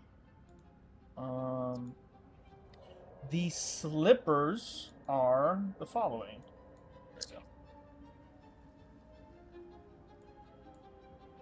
Nice. So if you want to add any parchment or stuff like that, Orgoth, you may do so. Yeah, Mark that you within have reason. parchment. Yeah. Slippers of spider climbing. Wow, cool. So a pair of beautiful slippers enchanted with silk and silver. While you are wearing these light shoes, you can move up, down, and across vertical surfaces and upside down along ceilings, while leaving your hands free. You have a climbing speed equal to your walking speed. However, the slippers don't allow you to move this way on a slippery surface, such as one covered by ice or oil, or for context, acid. Yeah. For those. But a very useful item that does not require attunement. Yeah. You can just pass it around. Who needs it then? Yeah, it seems like probably. That Good being idea. said, there's also the journal. If you want to take a look at that. Go looking at the journal, looking at the Kel, looking at the journal. Should I touch it? All right. Should I touch it? I'm afraid to touch it. I'll touch Books it. have not been It's good. fine. I went to sleep when I touched a wall, man. It had words on it. True, actually. I'll touch it. It's fine. Okay. All right. Journal of Out loud. Famlin Out loud. Quillforge. I want to hear it too. Sorry. Journal of Famlin Quillforge. Entry 1. The beginning. Today I signed the register. I'm officially an artificer of Blingdenstone. The ink still shines on the page. I never thought I'd see my name among theirs. Real arcanists. Real craftsmen. I know some still whisper when I pass, but I'll prove them wrong. I'll show them that not only Quillforge inventions end in embarrassment or flames, not like him, not all Quillforge inventions. I couldn't help but look at the palace as I left the workshop tonight. Those halls, they could shine again. Entry 5, the acid hallway. The whispers get louder the deeper you listen. Everyone knows about the vault, the treasures, the artifacts, but no one will say how the passage was flooded. Some old artificer's folly, they call it shaking their heads. If they only knew it was my father's folly. I visited him today, asked if he still had his notes from the vault project. He laughed at my face and said, "If you think it's just acid keeping you out, you're dumber than you look." Then he muttered something about sigil keys and how he'd hidden his before they threw him out of the palace. I pressed him for where. He just said, "If I'd let them take it from me, son, it wouldn't be a Quillforge invention, would it?" What does that even mean? He knows they'd have stripped him bare if they'd found it, which means he still has it somewhere. Entry 11. A rumor of the ancestors. A tinker at the forge mentioned something today that the old tomes spoke of clockwork sentinels guarding the palace before the drow burned the library. None remain. None even know how they worked anymore. Some say the secrets were lost when the drow turned the stacks to ash. Another said I should make a pilgrimage to the Golden Hills, our ancestors' refuge, and seek wisdom there. But no one's heard from the hills in generations. Are they even real, or just another bedtime story the priests used to hush crying children? Entry 17. The Argument. Visited father again, brought him the drawings, showed him my designs for crossing the acid flooded hall, my work, not his. Not the same mistake. He laughed again. Oh, so you think you've solved it, do you? Without the key? I told him he should be ashamed what he did to the city. His eyes, just for a moment, went hard. He hissed. Don't lecture me, boy. You think they'd have thanked me if it worked? They were going to lock me in a cell whether or not the vault stood. At least now nobody can touch it but me. Or you, if you're clever enough. Then he went back to his wine. Entry 23. Hunger. Food shortages have grown worse this month. Even the fungal fields can't keep up. We ration what little comes from the Dark Lake. Some say it's the Pudding King's doing. Some say it's just bad luck. But bellies don't care what name you put on it. I have to stay focused. If I can unlock the vault, maybe we can recover something. Anything that could help the city. There are wonders down there, I know it. Entry 27. Almost there. Tonight I tested my bridge work. My design held. I can cross the acid now. My hands are still shaking from the test. The only thing left is the sigil key. Without it, the vault door won't even look at me. He's still laughing at me in his little room, but he knows I'm close. And if he won't give it to me, then I'll find it myself. Nice reading. And that's it. And that's it. You Very take a point nice. of inspiration. Hey. Yes, sure. All right. I'm sorry, guys. I didn't know you couldn't see it on the stream. I'll move this over a little bit. So, all right. So you have 3 scrolls of sending, the boots, the slippers of spider climbing, a potion of healing, the journal, the notes. You're in a moment here where some of the stories kind of unfolded. So it's up to you all to figure out what you would like to decide with all the information and the possibilities. He said crossing the lake of acid, right? The hallway, yeah. Yeah. So, to the vault. So, would I assume that the vault's down here, or is it somewhere else? You do recall that when you guys entered, there was a hallway covered in acid when you first entered. Okay, yeah. So there, he had a bridge invention to cross it to get to the vault, and all that's left is the sigil. Okay. And so I'm thinking like Tikel's just kind of like putting this all together. Like maybe this is the sigil, the key, the acid that's over there, could be the bridge that have the bridge that he's talking about, kind of thing. So, huh?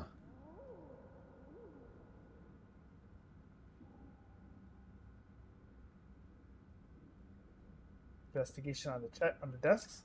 That stone or whatever it is definitely the sigil that you found in the cell that was under the bed. Yeah. Right? Well, that's what I'm assuming. Yeah, that's what I'm Yeah. assuming. Yeah. But we can Got it. basically, like he said, I'm 90% there. It's just it's the magic that was in it is gone, kind of thing. So You're 95% of the way there. 95% of the Yeah. way there. Yep. And Craft, looking about, most of the stuff here is designed to potentially create magical potions and equipment.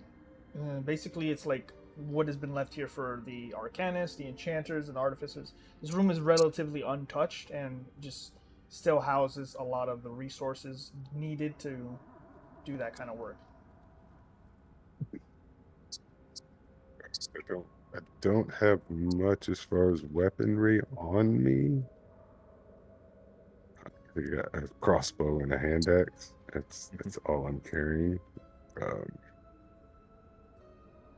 but for funsies, if I could make an attempt with my hand axe to look at some of these sigils around here and somehow try to start etching one on it. Okay.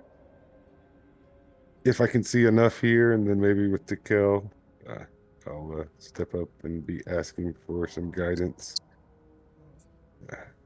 Been paying attention to you. Been wanted to try to do something with my own hands. Uh, this looks like a place to do it.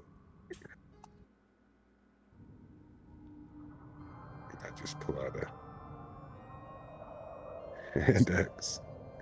I don't have any tools other than that. I'm kind of questioning what I should do next. If you want, you can take some time to. You can all take some time in here to start using your downtime and figuring things out. If you guys want to take about an hour in here. Yeah, that's fine. I kind of want to like help Ray. If we're taking downtime in here, I kind of want to help Ray with that, but at the same time, I want to kind of see if I can tap into the archived mind and learn more about these sigils on this key. Okay. Just draw me a nice a rune that I can put on here. Do you know what are you? I forget what your spells are. Anything as far as attack wise, fire? So I can do runes. It's fine. Is there anything in particular you want? Because I put a rune on my crossbow too, my hand crossbow, to shoot lightning. Yeah. So I don't want to go. Just trying to stay away. Fire. I want fire. I'll see what I can do. So, everyone here can take an hour. You can either roll hit dice if you wish. While you're here, Takel, make me an Arcana check. With all the information you have, I'll give you advantage. Okay.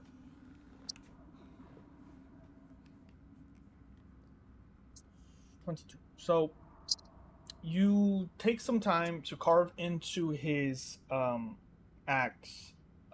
There are acids here meant for the engravings, as well as the silvers needed to then fill in the gaps.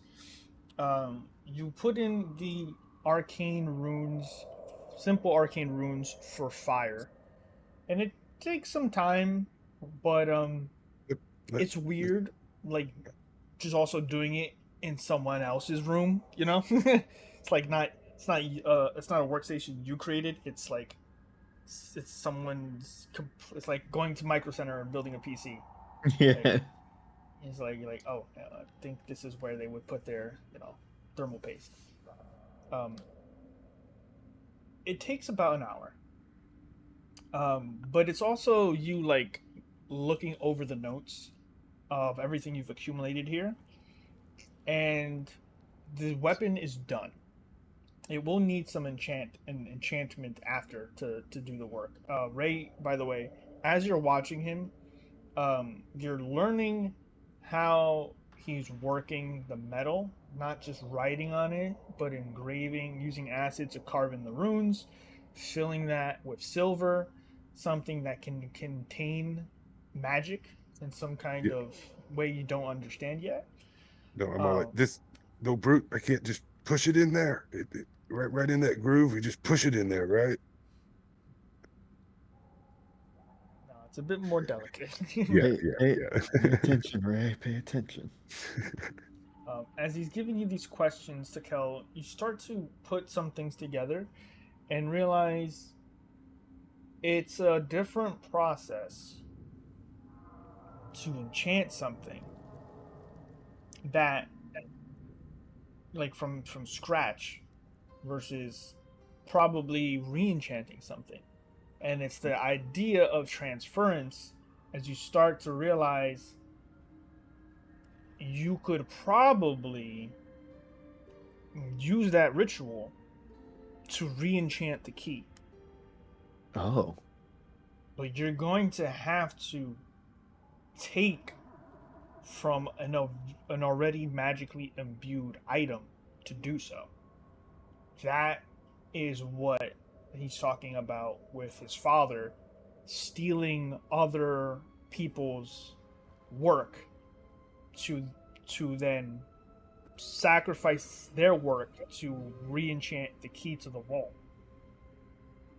That's probably why he was kicked out. Magically enchanted items take a long time to create. It would be very unprofessional to not only steal other professors' works, but sort of, destroy them in the process. Yeah. Okay. So this key is possible to be re-enchanted, but it would require the transference from one magical item to this one in order to do so. Okay. But with that being said, the with the time here, you have the axe prepared for enchantment, but you will need the money and stuff to do so. There's nothing in here immediately that can supplement the cost of enchanting a weapon. Yep. But Okay. but you are ready now. You do have that work done. Sorry I wasted your time, but I think I learned that rune. It takes some delicacy, Ray. All right, you don't just jam stuff into things, and it works. So just keep that in mind. As Kref is unplugging and replugging in the lamp. And just look at freaking IT guys. But okay, and then from there I'm just like, it wasn't a waste of time, right? It actually helped me realize something. And I guess like, whenever I realize, I'm just looking at everybody. Do we have a magic item that we're not using, that we don't think we will use? I mean, well, I just tried to make one. To the list. The only thing that I would give up would be the darkness ring. I was thinking the Ring of Umbral Pact. That's what I was thinking. Mask of Many Moods. I have that. I plan on using that at some point. Actor. Yeah. We also got some slippers. They seem like they could be more useful than not. Yeah. Honestly, above game. I think they'd be hilarious if Orgoth got the slippers. Yeah, me too. You wouldn't have to worry So I can about run up on jumping the over ceilings. stuff. You wouldn't have to worry about jumping over. Yeah, you can literally like run up walls and run up the ceilings without having to use your arms and hands. So. And if I take one more level barbarian, I get climbing anyway. Yeah, so. Well, if you want me to use them, I will be more than happy to be your wall climber. And they don't need attunement. Yeah. So. But I haven't used the darkness that much, and everybody seems to be able to see through it most of the time anyway. A guy walking around in plate mail and slippers, though, it seems like a pretty odd. But that's about my only magic item. Odd look. Hearing you speak that way, I would give you that ring. And I say something about would the forge codes help with this enchantment? I don't think so, Ray. Yeah, I don't think so. I know. No, I know. I'm playing it out. Yeah, I don't think so, Ray. It's gotta be more. It's gotta be more money, isn't it? No yet, but we'll see. Cal, as he brings up the idea of the coals, he's just like, that wouldn't. Dear God, like you just immediately get an idea in your head on how to infuse reinfuse your enchantment, my bag, your my bag forge of forge gold. coals, and you Yeah. just like, and you mean like, God damn it, you just put a pin in it in the back of your brain. Yeah, yeah. I had that. Yeah, yeah. I was like, oh, he found a bag of coals. Fuck yes. Whenever he found it, that's what I was like. Yes, I had my arms up, and I'm like, oh, thank God. So you do have an idea on how you can re-enchant the infusion now, but Yeah. also, to do the ritual transference, yes, we're gonna need a magic item if this is what you guys would like to do. So, be be be confident in your decision. Well, It will let's. destroy the enchantment of the magic item. So basically, this key is Gale from Baldur's Gate 3. So gotcha. Yeah, Yeah. yeah. I'm just trying not. um. I was trying not to make it that way, but there was no way to. Yeah. No, it makes sense. Yeah. So let's basically. I just if we do this, the thing I found underneath that bed, guys, is a key to the vault. I think the pool of acid we found when we first came down here is the bridge. There's a bridge that we can cross through the acid to get to the vault, I think, and this thing is the key to open it. But I need to put transfer magic into it in order to open it. Josh says we do. Oh, no, he said that earlier. You don't have the key yet? This is the key. It needs Oh. magic in it. But the only issue is we don't know how to get through the acid yet. But I know there was in these notes. This somebody made a. What are these notes for? What's the name of the I guy? kind of wave my arm around and be like, "Is it Oh, everything here? Sam. Here you need?" I don't think so, Ray. But don't know. But again, Thamlin Quillforge, the person who wrote these notes in this journal, talked about how he made a bridge to cross the acid to the vault and just needed this key to open it. No, I'm handing you the ring. Like this humble ring packed. You can't use the magic here in this room to make it key good. I can transfer the magic to the key, I think, and it could possibly be the key, but I don't know what y'all do. Are you, all of you, okay with going for this vault instead of going for the pudding lord right now? Something in the vault might have something to beat the pudding king. Maybe, but at the same time, we don't. I'm not 100% sure where this vault is. I just know I read in the journal that there's a lake of acid, a bridge was made to cross the lake of acid. But other than that, I mean, and I can only assume that the big lake of acid we have is the one that was talked about. So, Orgoth's got magic slippers. He can make a bridge himself. he possibly Well, could there's walk something over the to. walls, walk I'm up the kidding. walls. Yeah. No, He I mean already it's a said it. possibility. Yeah. I have a potion of acid resistance as well. Remember, we got that from the vendor that time. It's resistance, not immunity. Yeah. So, I mean, you could do it. Just start doggy paddling over to the.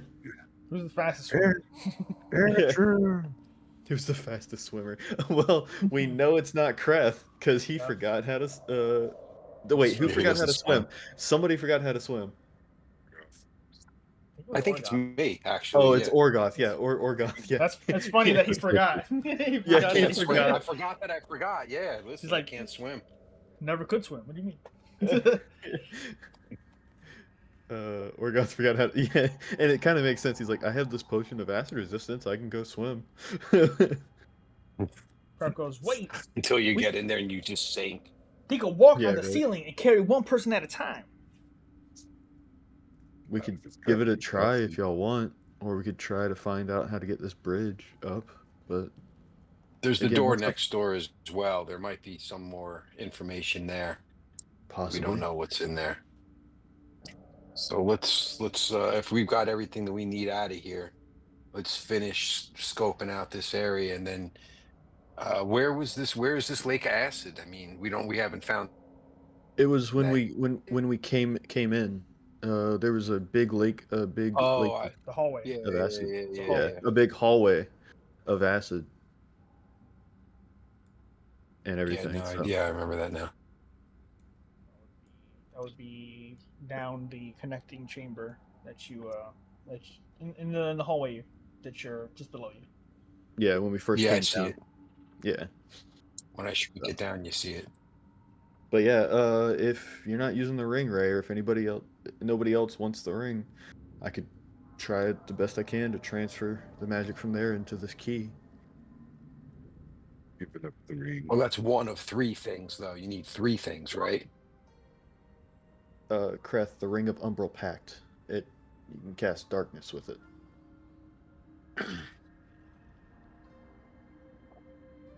Yes, the note did say that he needed three things, but Takel, with his knowledge, not saying he knows more than the artificer that did it, but understands that it could be done with one. Yeah. It's just gonna take some. It's gonna take some real good rolling here. Yeah. Yeah, Mm. but Do you want to do that now while we're here in relative peace and quiet? I mean, we As can. I'm also waiting for the That's dawn. that's kind of why I'm asking y'all if I'm y'all in are no okay with rush me doing this, because waiting. I'm kind of waiting for the dawn. Orgoth doesn't want to really get involved with anything until he gets some more charges on the wand, gets his blessing of the silver flame back. And how long would this take? I mean, yeah, is this hours worth of work, or is it a short time? I don't. it would take no more than an hour to count, Okay. but it's a very small ritual skill challenge. So Okay. based on having everything here, I would give you advantage on the roll, being in having all the tools you need, along with having the ritual. You would have advantage on the roll.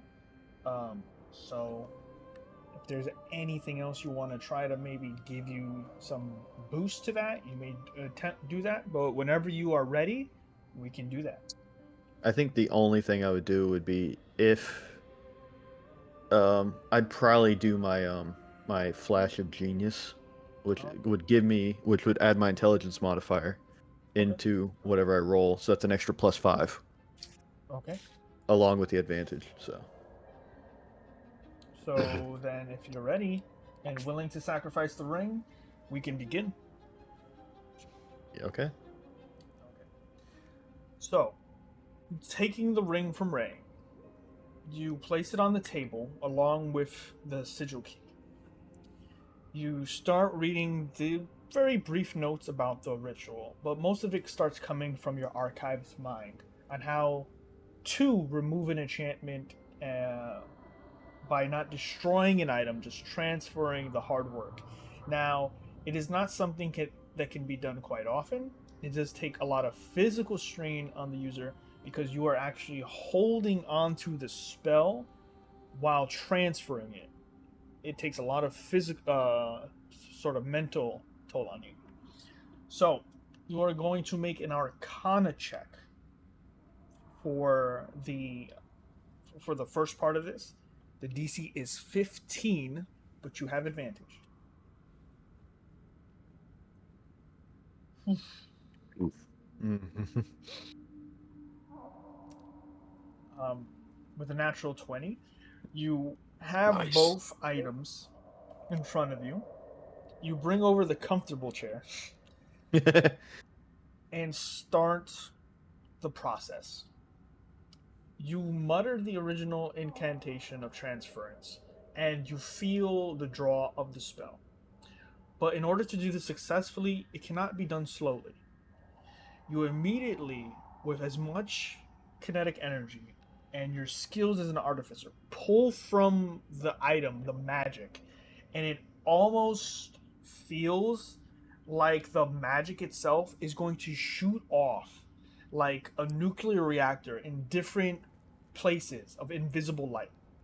You condense it, you maintain it with your concentration, and immediately start the transference by repeating the incantation, but pushing the magic into the sigil key. The physical toll is a bit extreme here, which is the second part. So you're gonna make a Constitution saving throw, but because you did it, you rolled a natural 20. I will give you advantage on the saving throw, but it is still gonna be a hit. 11, and then I want to add my Flash of Genius to it. Okay. So add a +5, so that'd be So 16. 16. So you will still take some damage, but not a lot. You're going to take 8 points of psychic damage. So 8 points of psychic damage during the ritual. And after you've pushed the magic into the rooms and now start muttering the incantation of each room you're transferring the power to, after an hour of struggle and focus, you are very fatigued. You are sweating, and the sigil key is enchanted once again. You can now use this to open the vault, as described in the notes. Okay. I will be removing the item. Okay.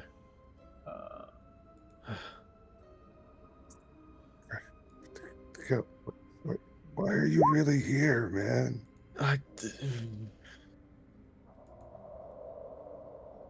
He gave so me the much. back row. I don't even know how I did that, but I did it. I was gonna try to get you, but you were too buzzed. I didn't want to touch that aura. Yeah, it was probably a good thing. I needed to focus. You just feel hands rubbing your back for some reason, and there's Kref behind you. Just. This big. Uh, So he's wondering why you're even here. You do so much. It feels good, but this is so weird.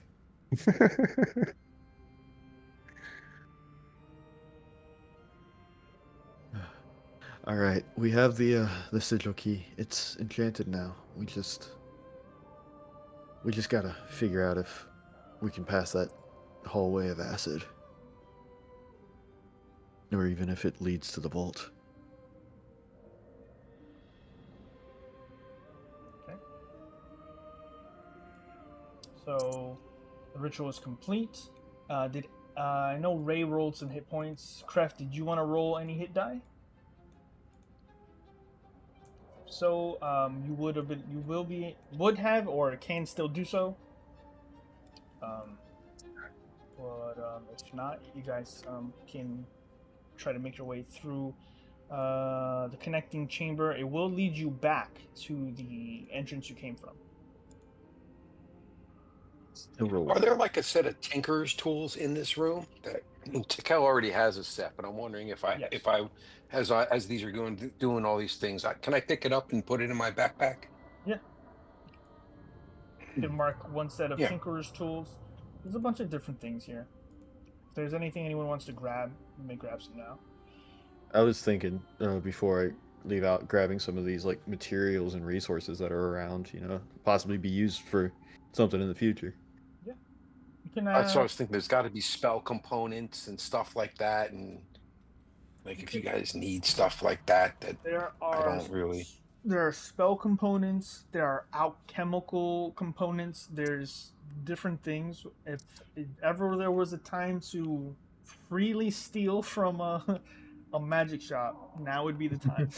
Yeah, I was thinking I just whatever I think could be useful. And you can mark alchemy supplies if you want. You can add the tinkerer supplies. There's a lot of different things if you want some clarification. But yeah, if there's something you feel like you want to grab here, feel free. I'll grab that door for you, Ray, if you want to open that. Tinker supplies. It is not locked. I'd wait till the first person I see come out that would see me open it. But yeah, as soon as the first head pops out, I'll open it. Zork's going through every drawer, every shelf. while you're over there messing with this thing. He's just bored. He's just like what's this? Putting in his pocket, checking that out. It's like, oh man, can we use these? Stick that in his backpack. Yeah. I heard we were going to the next room and then bounced, and then I looked back and didn't see anybody following me. So standing here next to the other door. Gotcha. I'm trying to think of other cool things that I could be stuffing in my backpack while I'm here. I don't remember. Like I'm I trying. was thinking like Orgoth isn't proficient with Tinker's tools, so he's just like, oh, these could be useful, and he's like, I could use these Yeah, later.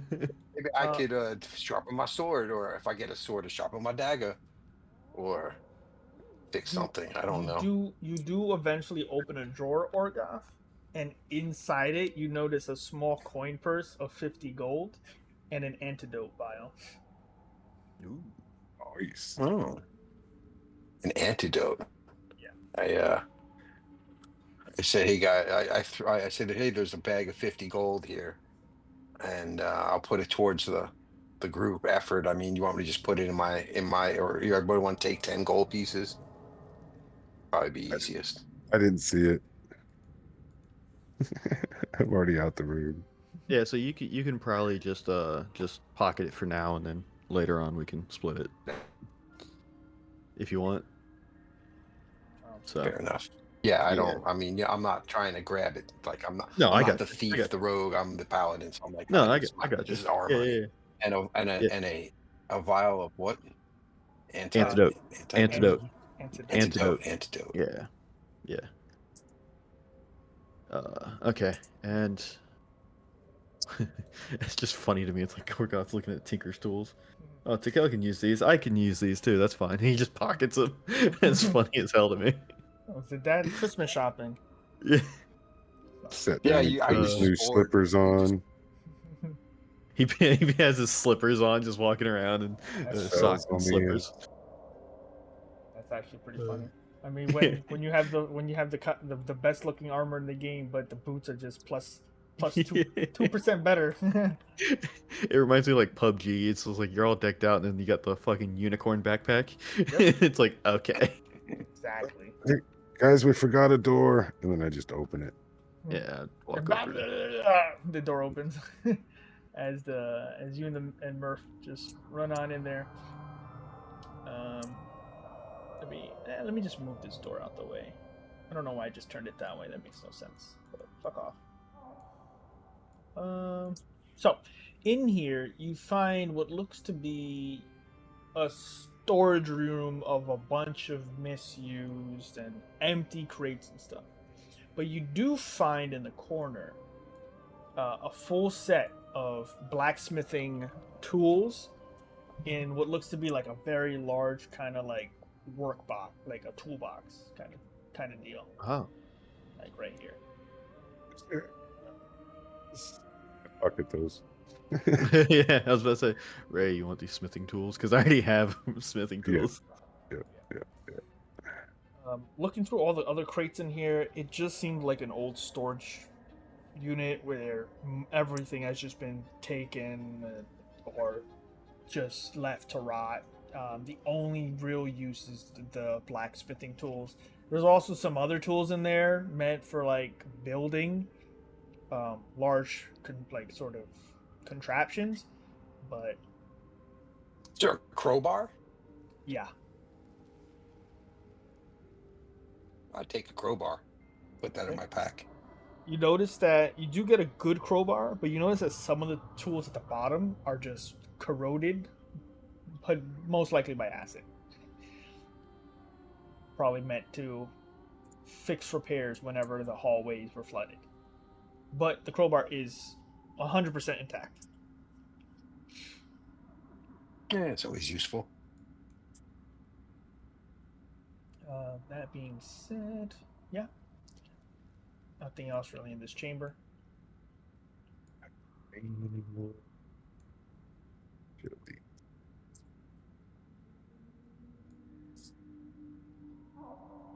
All right, so we can nothing in probably here. go out here and pull the lever, get the gate up, and go towards the acid pool, or do you want to go up those stairs and check out what's on the other level? I kind of don't want to go up there because I feel like that's close? That's into Right. into the castle. I stepped on Orgoth, sorry. As Murph just goes, blah, blah, blah, blah, blah, Get blah, used to it. starts running through. You find a Right. connecting hallway that leads you back to where you came, and also you can see with the light now, more specifically, that hallway that has been spoken about more than a few times. The tubs. Yeah. We already killed that stuff. Well, or it's like if I have these slippers, what is on the? Well, can we see what this thing is down at the bottom here? It's glowing. Which one? Oh, this? Yeah. At the end of this corridor, with your dark vision and the light that you're creating, you see what looks to be something very unique. Set in the stone itself looms this massive door, a masterpiece of gnomish ingenuity and stone craftsmanship, a sort of forgotten magic. It glows subtly, almost not just of its own magic, but of some looming possibility. The door is a vast circle of burnished bronze and steel, almost 20 feet wide. Its surface is etched with labyrinthine patterns of gears and sigils and faintly glowing runes. Intricate cogs, rods, and pistons surround it, some larger than a dwarf and others as delicate as watch springs. But from this distance, so far away, and with all of you here standing on the precipice of this massive hallway of acid and what could be behind that door, we are going to take a break and return with, I assume, the attempt on getting to the vault. Yes. I think so. You see a skeleton in the middle of the acid hallway that looks a lot like Duron. He didn't make it. No. But let me I'll move in here. Where is our boy Daron? Do we run across him at this point? You do hear snoring in this chamber. He's in one of the tubs, crashed out. Better. In one of the tubs of drool. Yeah. Drooling. Yeah. Oh, god damn it. So what we're gonna do is we're gonna take a break, and it's not gonna take too long. But what I am gonna do is I'm gonna play our brand new hit single again for Nice. the viewers and everything. If you want to jump to the stream, I will say it does get better with every listening. It's So I'm like gonna the first time. thank you. But yeah, I'm gonna play Path of the Beast, Good Deeds, and we will be back in 5-10 minutes. All right.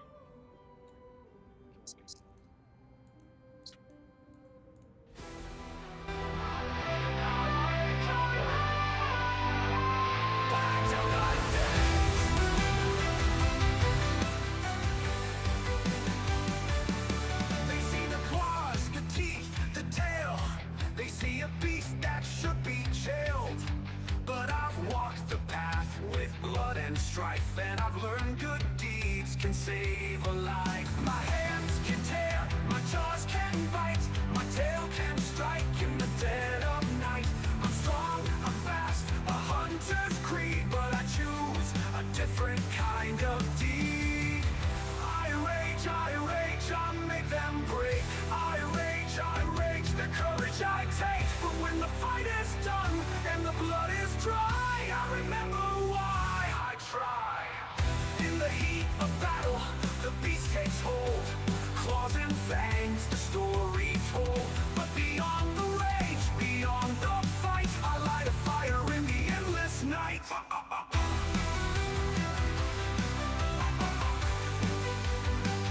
My hands can tear, my jaws can bite. My hands can tear, my jaws can bite. My tail can strike in the dead of night. I'm stronger deeds, good deeds save my soul. Turn the beast that should be cured, be jailed. But I've walked the path with blood and strife, and I've learned good deeds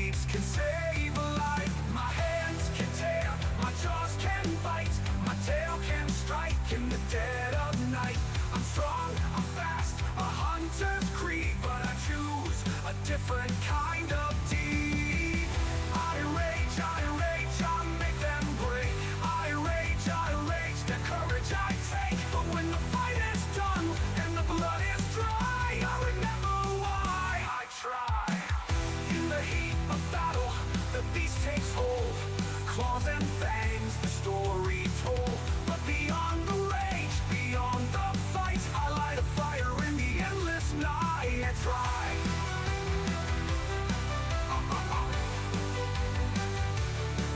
In the heat of battle, the beast takes hold.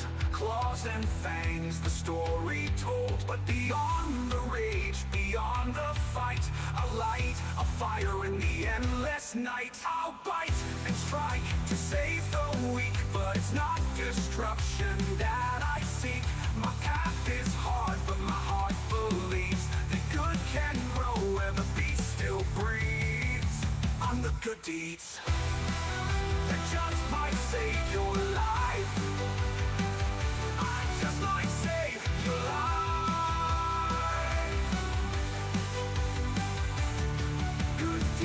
Good deeds save my soul. Turn the beast to something whole. I'm not the monster they believe. I'm the good deeds they can't perceive.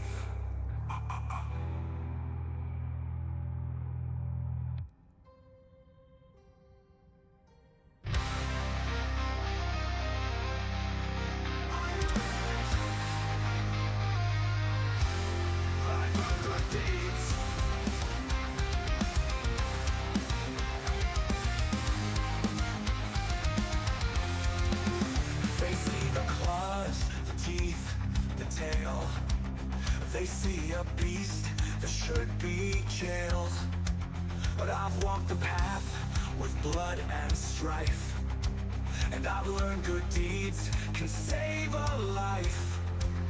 My hands can tear, my jaws can bite, my tail can strike in the dead of night. I'm strong, I'm fast, a hunter's creed, but I choose a different kind of deed. I rage, I make them break. I rage, that courage I take. But when the fight is done and the blood is dry, I remember why I try. In the heat of battle, the beast takes hold. Claws and fangs, the story told. But when the fight is done and the blood is dry, I remember fire in the endless night. I'll bite and strike to save the weak, but it's not destruction that I seek. My path is hard, but my heart believes that good can grow where the beast still breathes. I rage, I make them break. I rage, that courage I take. But when the fight is done and the blood is dry, I remember why I try.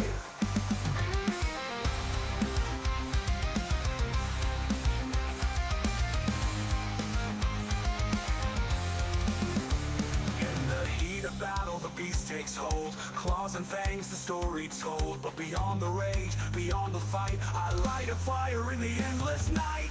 I'll bite and strike to save the weak, but it's not destruction that I seek. My path is hard, but my heart believes that good can grow where the beast still breathes. I rage, I make them break. I rage for justice's sake. But when the fight is done and the blood is dry, I remember why I try. Good deeds save my soul. Turn the beast to something whole. I'm not the monster they believe. I'm the good deeds they can't perceive.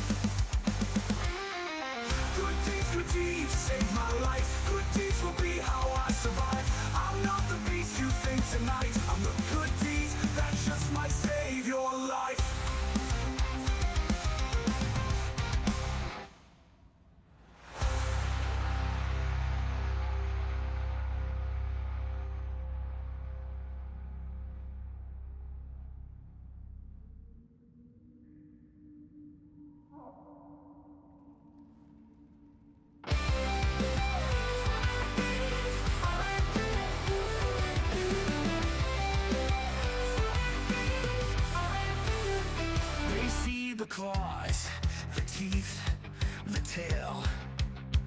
They see a beast that should be jailed. But I've walked the path with blood and strife, and I've learned good deeds can save a life. My hands can tear, my jaws can bite, my tail can strike in the dead of night. I'm strong, I'm fast, a hunter's creed, but I choose a different kind of deed. I rage, I make them break. I rage, the courage I take. But when the fight is done and the blood is dry, I remember why I try. In the heat of battle, the beast takes hold. Claws and fangs, the story told. But beyond the rage, beyond the fight, I light a fire in the endless night.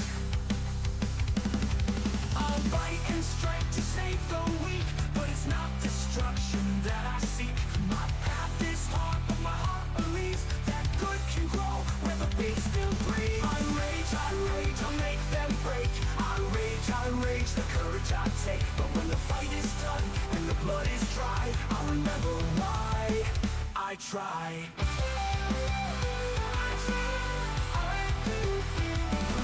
Good deeds saved my soul. Turn the beast to something whole. I'm not the monster they believe. I'm the good deeds they can't perceive.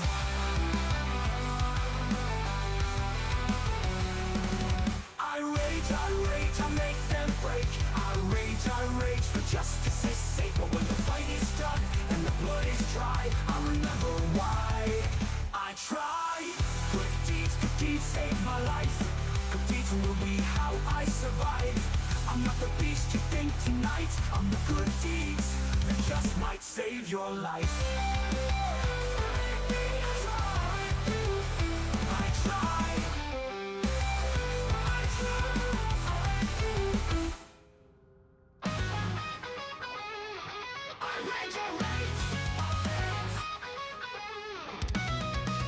They see the claws, the teeth, the tail.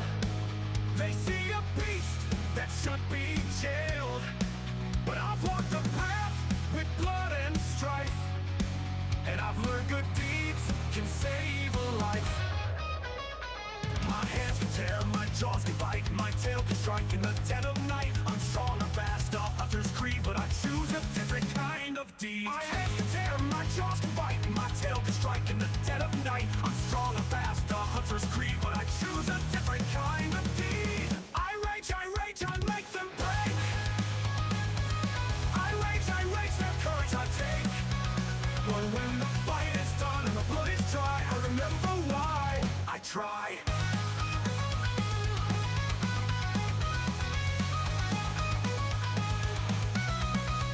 In the heat of battle, the beast takes hold. Claws and fangs, the story told. But beyond the rage, beyond the fight, I light a fire in the endless night. I'll bite and strike to save the weak, but it's not destruction that I seek. My path is hard, but my heart believes that good can grow where the beast still breathes. I rage, I make them break.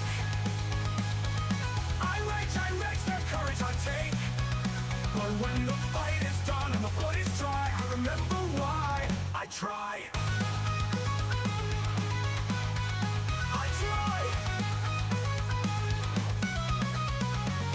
In the heat of battle, the beast takes hold. Claws and fangs, the story told. But beyond the rage, beyond the fight, I light a fire in the endless night. I'll bite and strike to save the weak, but it's not destruction that I see. My path is hard, but my heart believes that good can grow where the beast still breathes. I rage, I make them break.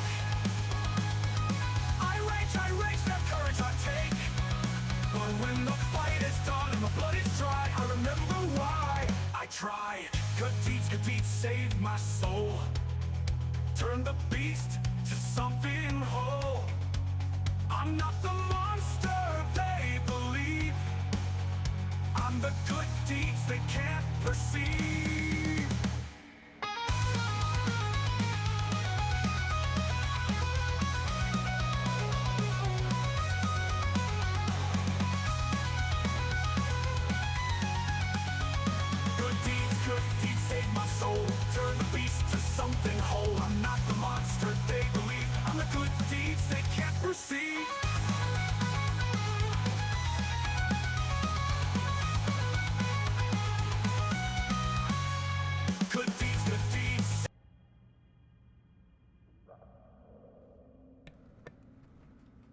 That's Sorry great. about that. I may or It may was have a not forgotten what I was waiting for. it, it was a small inn, but I was trying to give you a little bit of an inn, but it wasn't a good spot yet.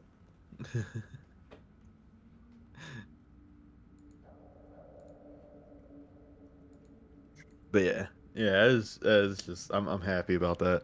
I really am. I'm extremely happy about it. About what? Oh my our level up so I can use Flash of Genius. So this now. That makes I mean like being able to use that is good. I like that. Yeah. I mean it feels like It fits the character too. yeah.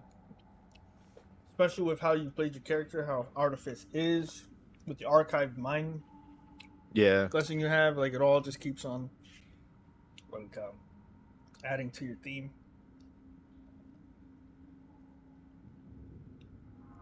Anyway, yeah, I was just sitting here and I was like, what am I waiting for? And I was like, oh, that's right, I'm streaming. Yeah.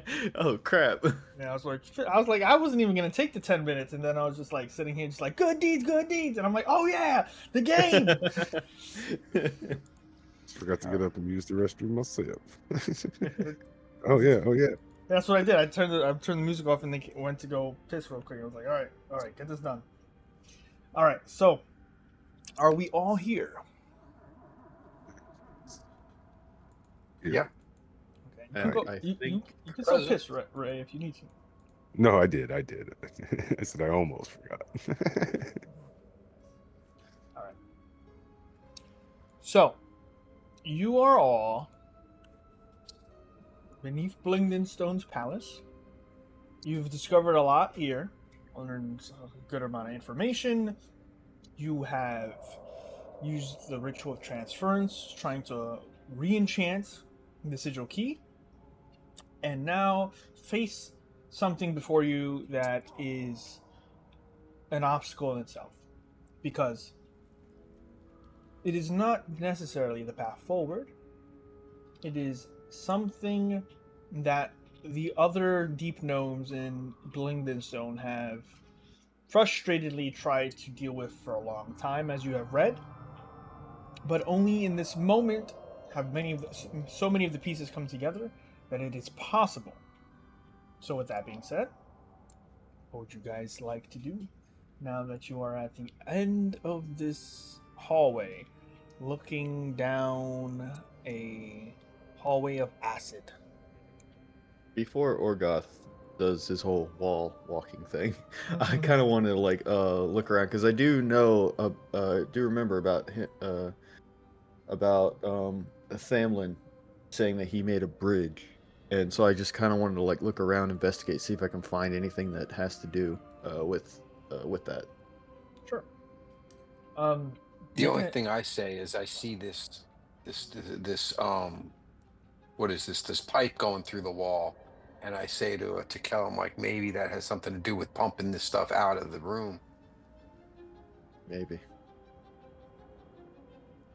All That's possibilities. all I got. Make an investigation check to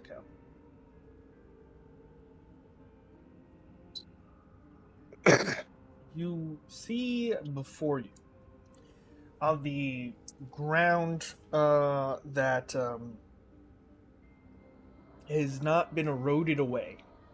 You see pitons or pittons, whatever you want to call them, heavy steel work that has been done in this area with the support foundation of a sort of bridge that may or may have been in works or had been built here at one point.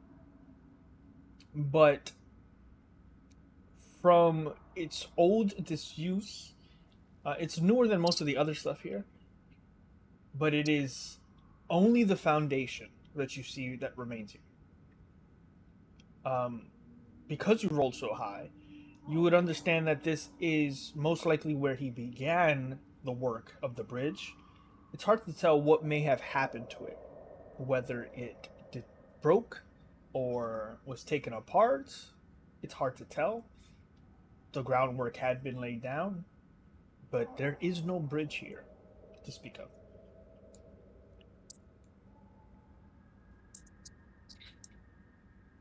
I got a rope and a hunting trap, guys. And then I just shrugged my shoulders. That's about all I got.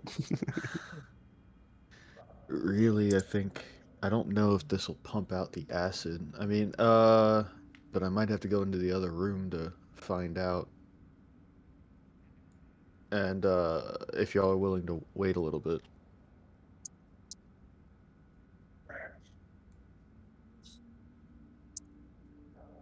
So I think maybe it's like going into this room and everything, and seeing that pipe sticking out, kind of like going over to investigate it.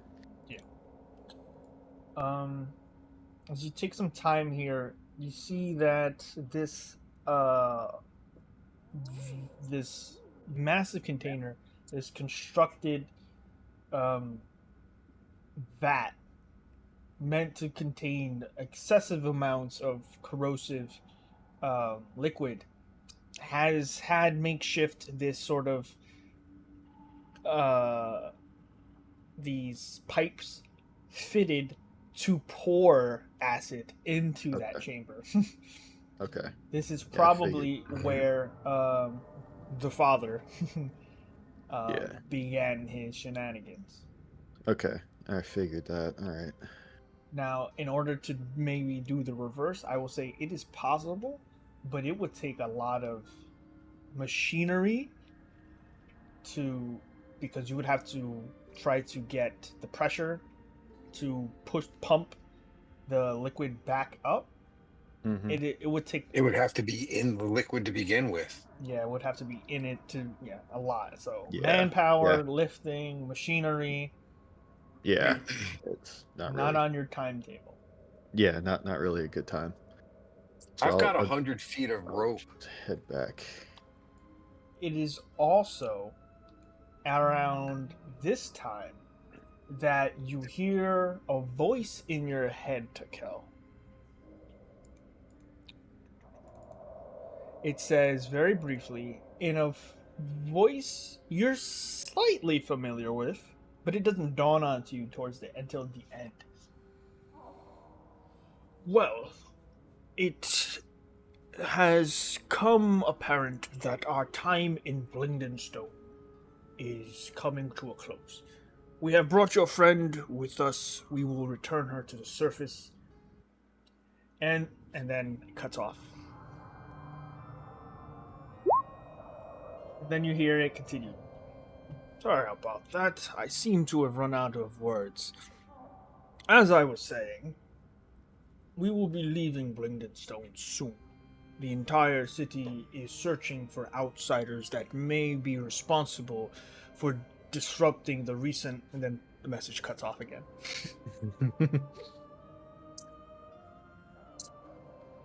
I am running out of spell slots.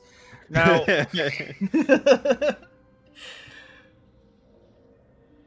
from your friends of the Society of Brilliance, we have absconded with your friend Aurora and are making for the surface. It seems like you are being looked for.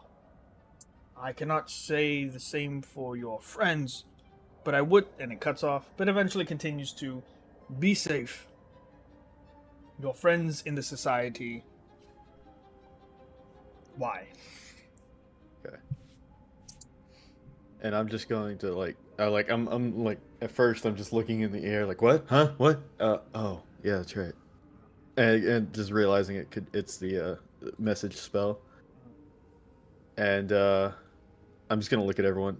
There's people looking for us. Why casted a spell told me that there's people looking and that he's already taken Aurora and they're going to the surface. So we might need to hurry, or we might need to be careful what we do next.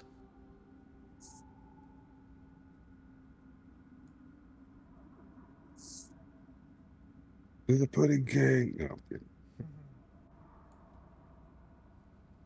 So, if there's no bridge and we don't have time to reverse engineer the pump. Orgoth, you mind if I take the slippers?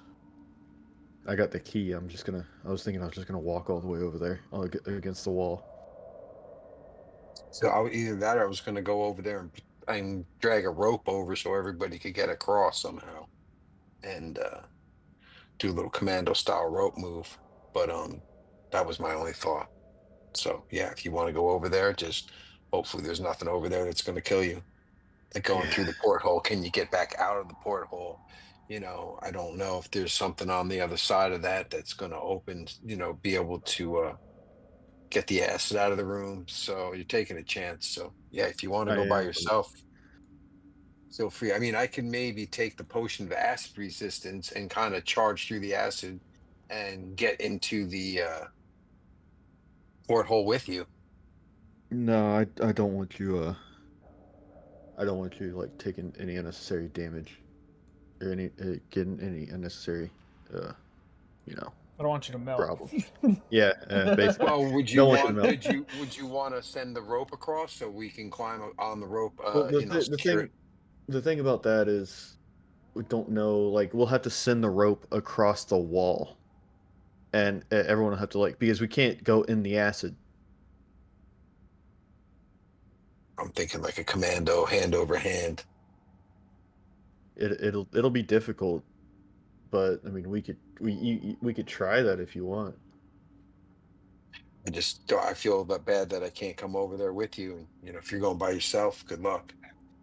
If anything happens, I can probably run back out using the slippers and come across the wall.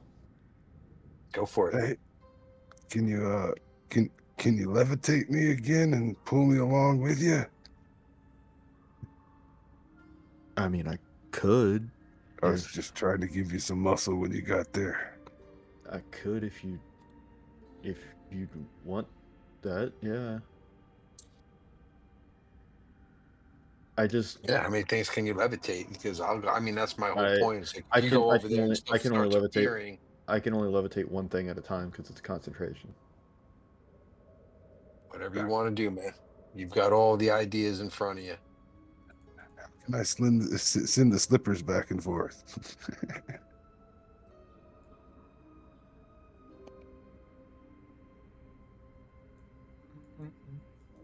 You wear the left slipper. Oh. I'll wear the right slipper. Yeah.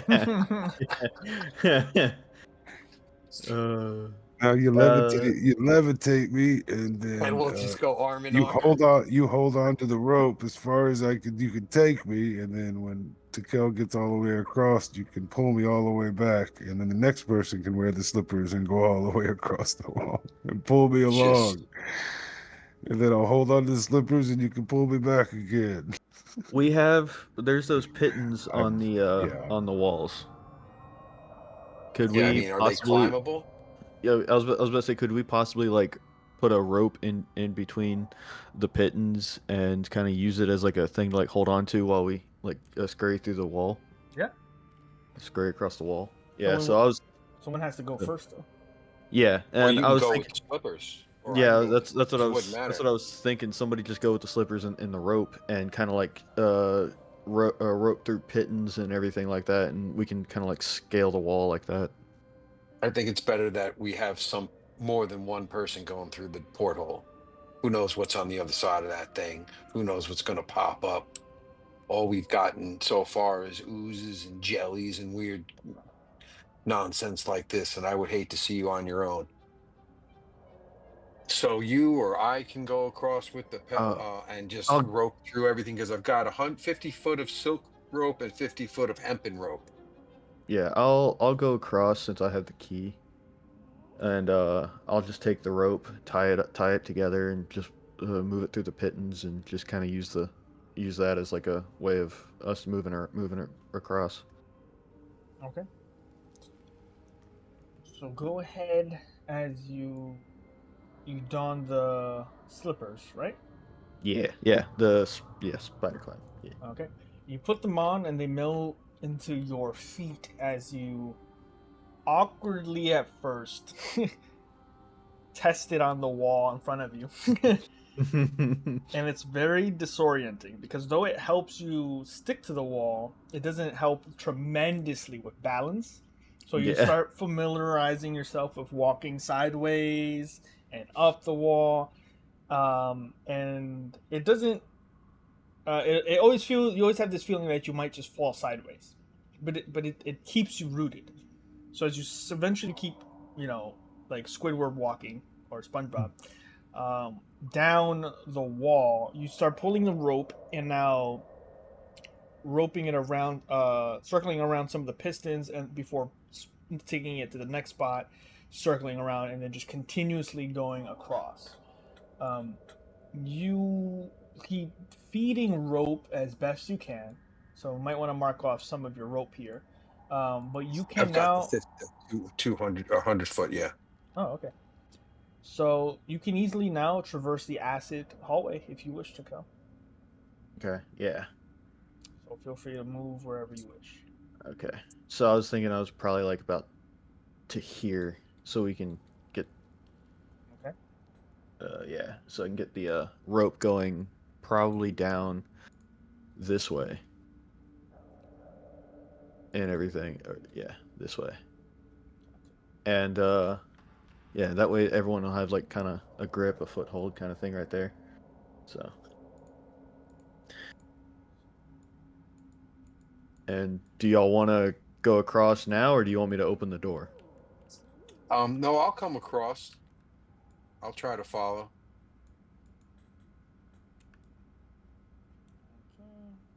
Do I need to like make an athletics check or something? So anyone who would like to cross, I will need you to just make an athletics check. The DC isn't that high, but the consequences are.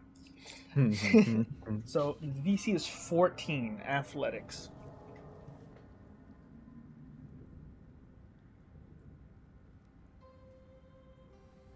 Oh, 15. All right. You may also move your character wherever you wish along that rope path. I think that's 30 feet here. And 20, 30 feet. Anybody else who would like to make the check as well? It's athletics or strength, and will be DC 14, or you're taking a dip.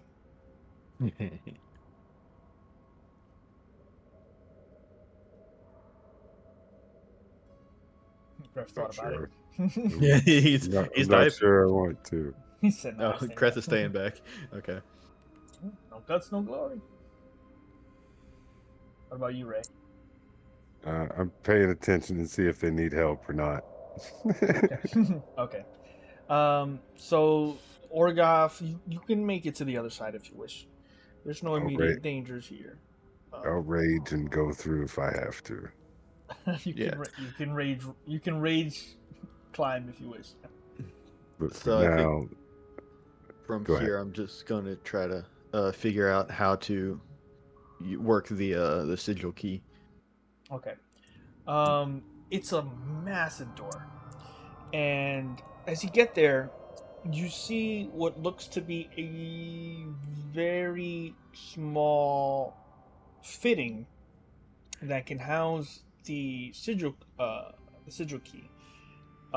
It's a kind of silver and chrome circular opening that starts to draw in, and you feel it because you feel the slippers starting to lose their magic.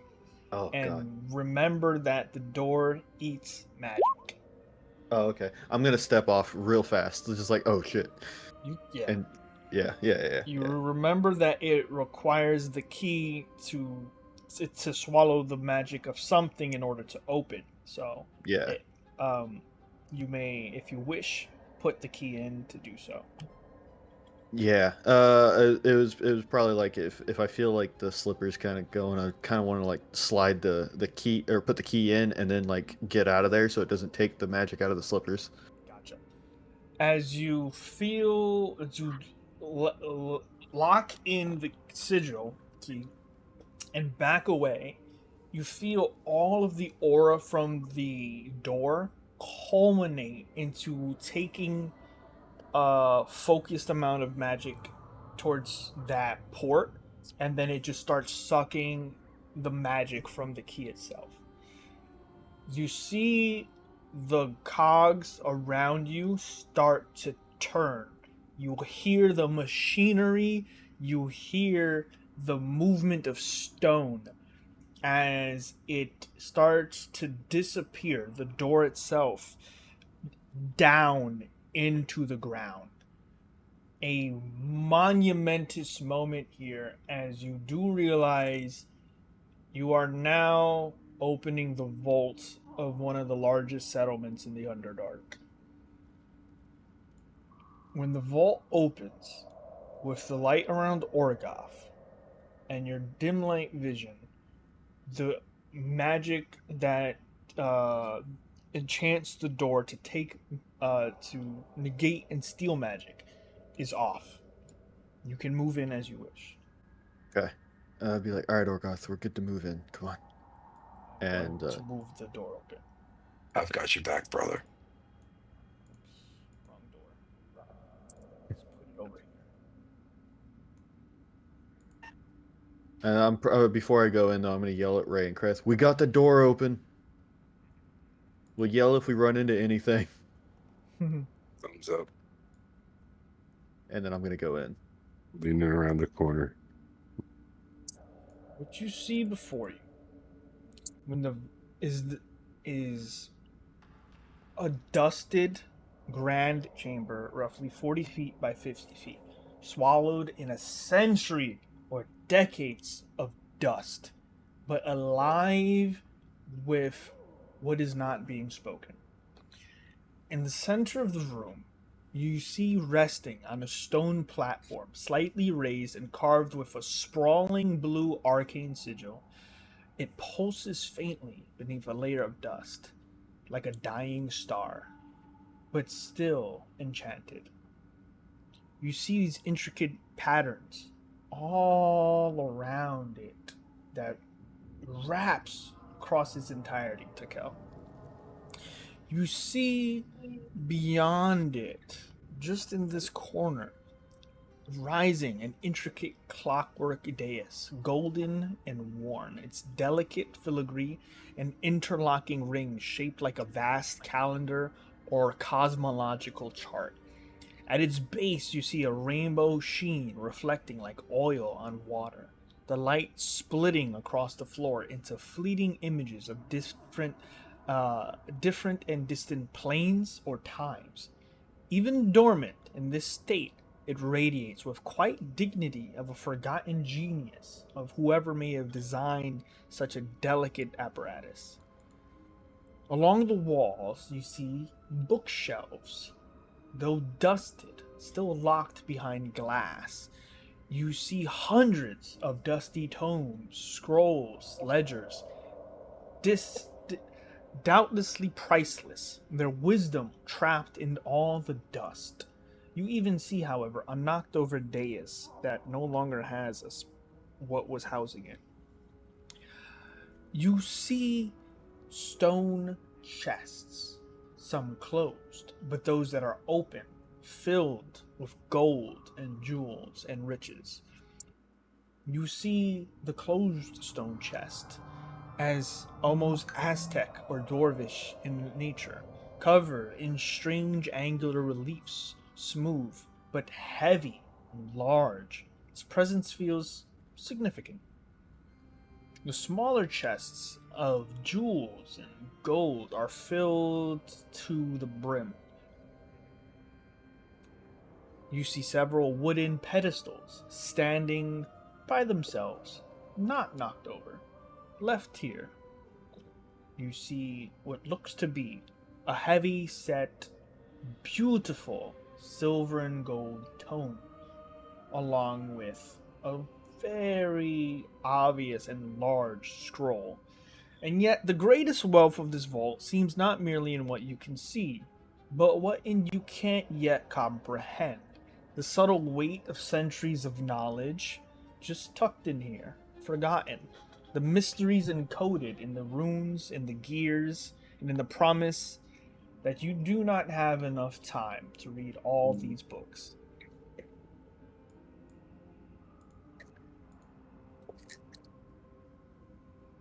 So much. So much. You got the bag of holding, dude. I know. Take what you need. Take anything that you think might be useful while we're here.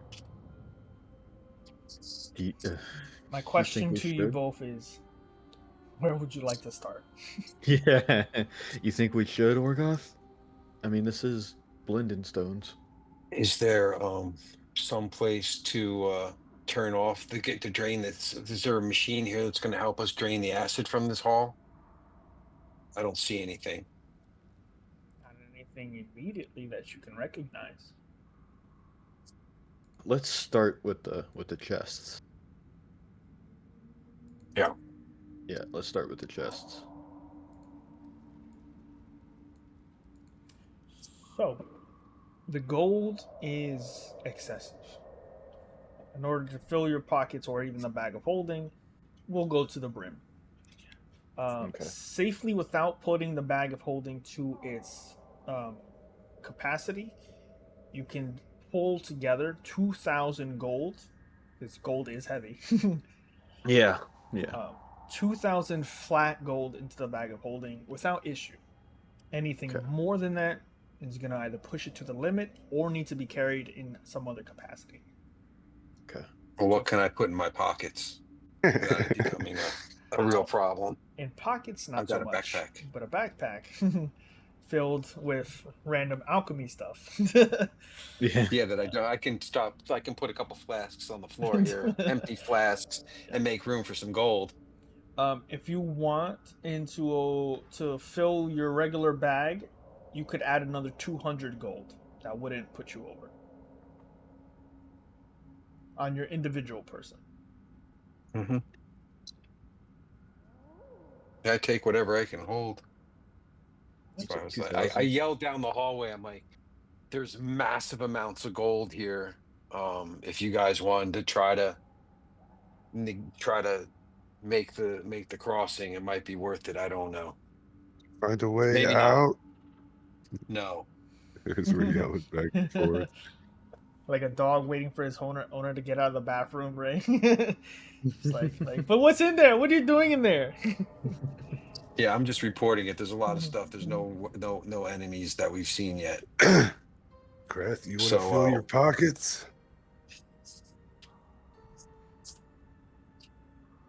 Kraft just stands there stoically. Yeah. what else is in these other boxes or on the shelves here? And Yeah, I was thinking like the desks and then like these shelves. It's up to you. You have a Yeah, tome next. here. You have 2 tomes here. You have looks to be a very large scroll.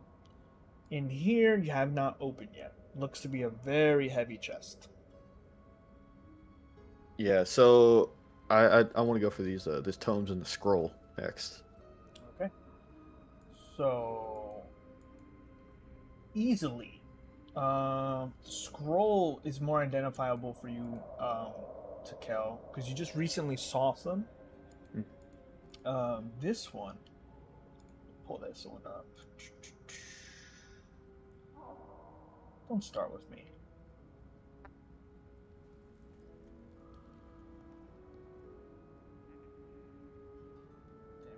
Damn it. Made the card, didn't upload the card.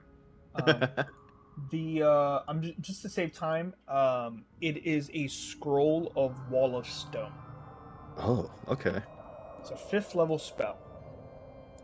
Though you cannot cast 5th level spells, you can use the scroll to still cast it. It does take a DC 15 intelligence or arcana check to pull it off, though. It Okay. is quite difficult, but possible. The tomes themselves are holy in nature. One is a journal, and the other seems to have a magic about it, to Kel, that is beyond anything you could ever comprehend. You see the journal on top of it reads "The Last Light of Blingdenstone." And the magic emanating from the tome beneath it, the one of silver and gold, is radiating magic off any chart you have ever detected before. Wow. That And seems that looks like it's important. yeah, well, I kind of want to read the like, open the journal, read the journal. Okay. So it's called The Last Light of Blingdenstone. Last light of Blingdenstone. Okay. And here you go. Bound in white and gold, the enchanted tome is a treasure with purpose and history. This tome is kept deep in the hidden vaults of Blingdenstone's sacred hall.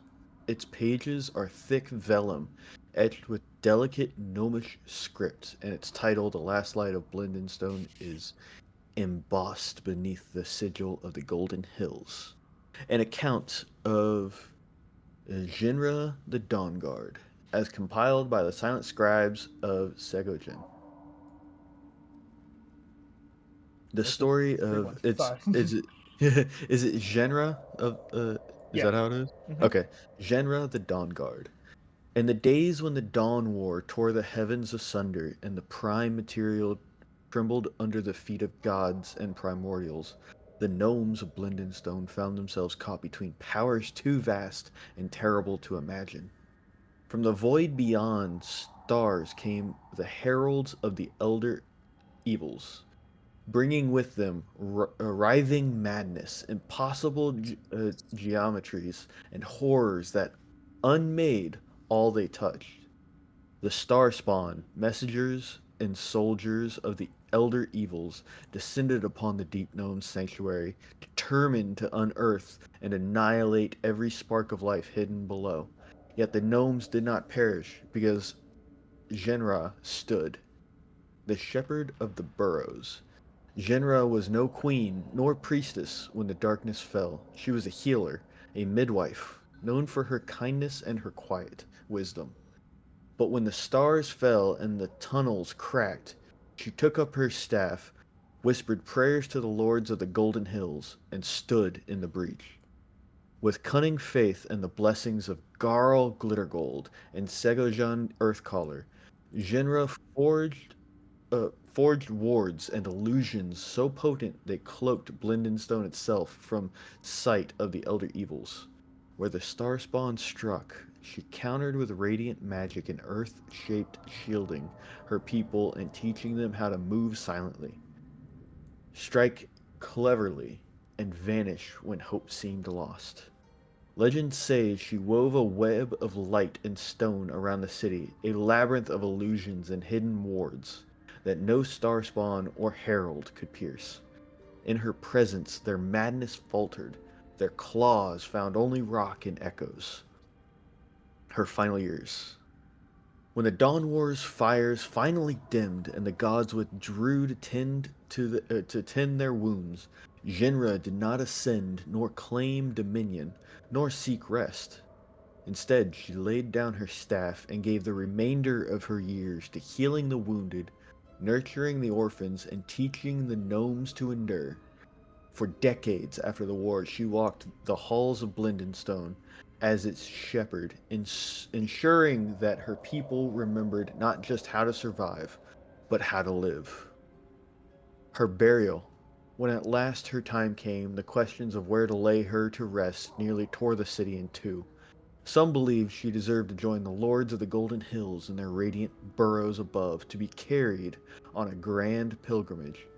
Others argued she belonged to Blingdenstone itself, her wards and loves still lingering in every stone. But no path to the Golden Hills could be found. The wars had sundered the connection. No priest nor portal could open the way. So they buried her in a hidden tomb beneath the deepest hall, within her own web of wards, where her essence is said to still bless and protect her people. The tome's power.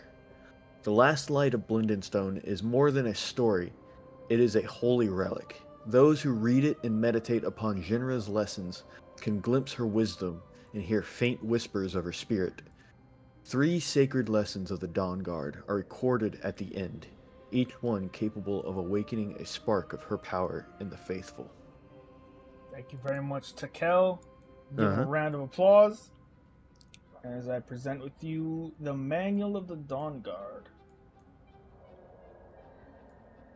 Bound in white and gold, this enchanted tome is a treasure with purpose and history. Enchanted, if you spend 48 hours over a period of 6 days or fewer studying the book's contents and practicing its guidelines, you gain one of the following. Hands of Grace. When casting Cure Wounds, the creature is healed for the maximum amount. Wrath of the Dawn.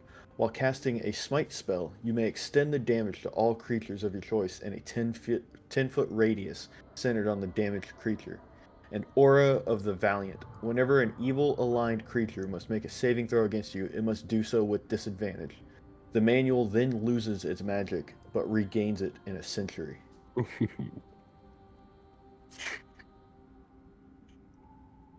Sell it. Yeah, I'm just fucking what? I'm kidding. And so I'm assuming like the journal that was on top and the manual of the Dawn Guard is the one that was underneath. Yeah. So the manual of the Okay. Dawn Guard is what you'd be reading.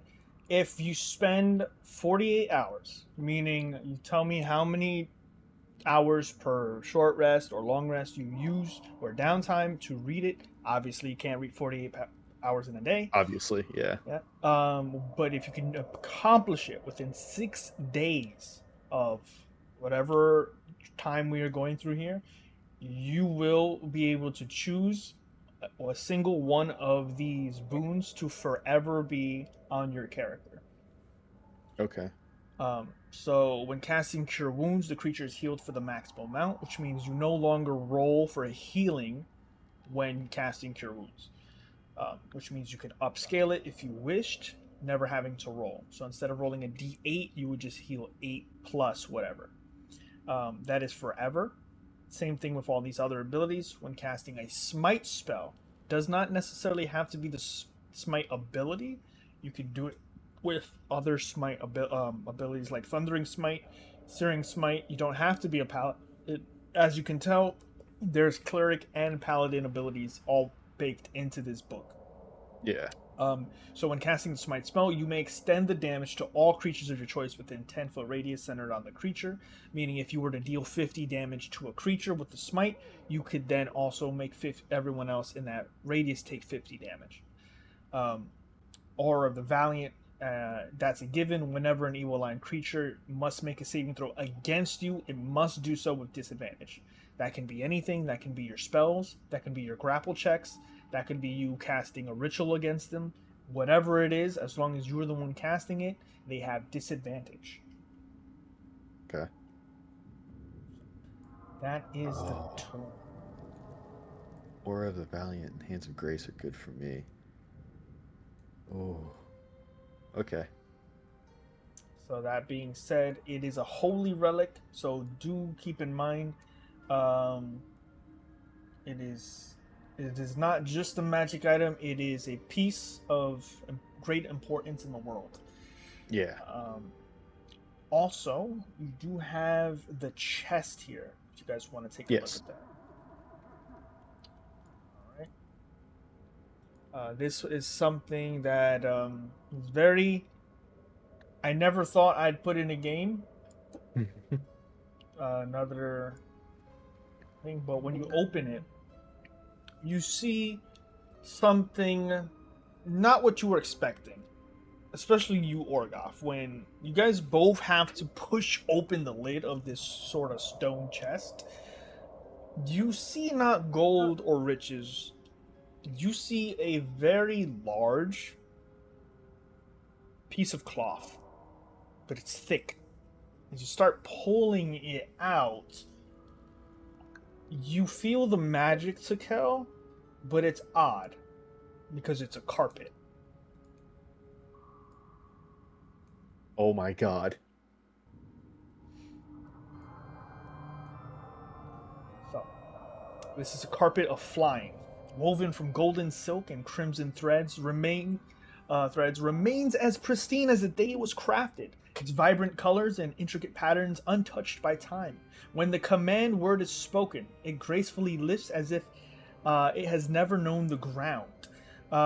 This one is a 4x6 capacity, 400 pounds, flying speed 60 feet. You can speak the carpet's command word as an action to make the carpet hover and fly. It moves according to your spoken directions, provided that you're within 30 feet. Those command words are Rilvask, meaning rise unseen, or ascend in shadow in Gnomish. Oh my god. This is cool. This is cool. Oh my god. All right. Orgoth. Orgoth. It's a flying carpet.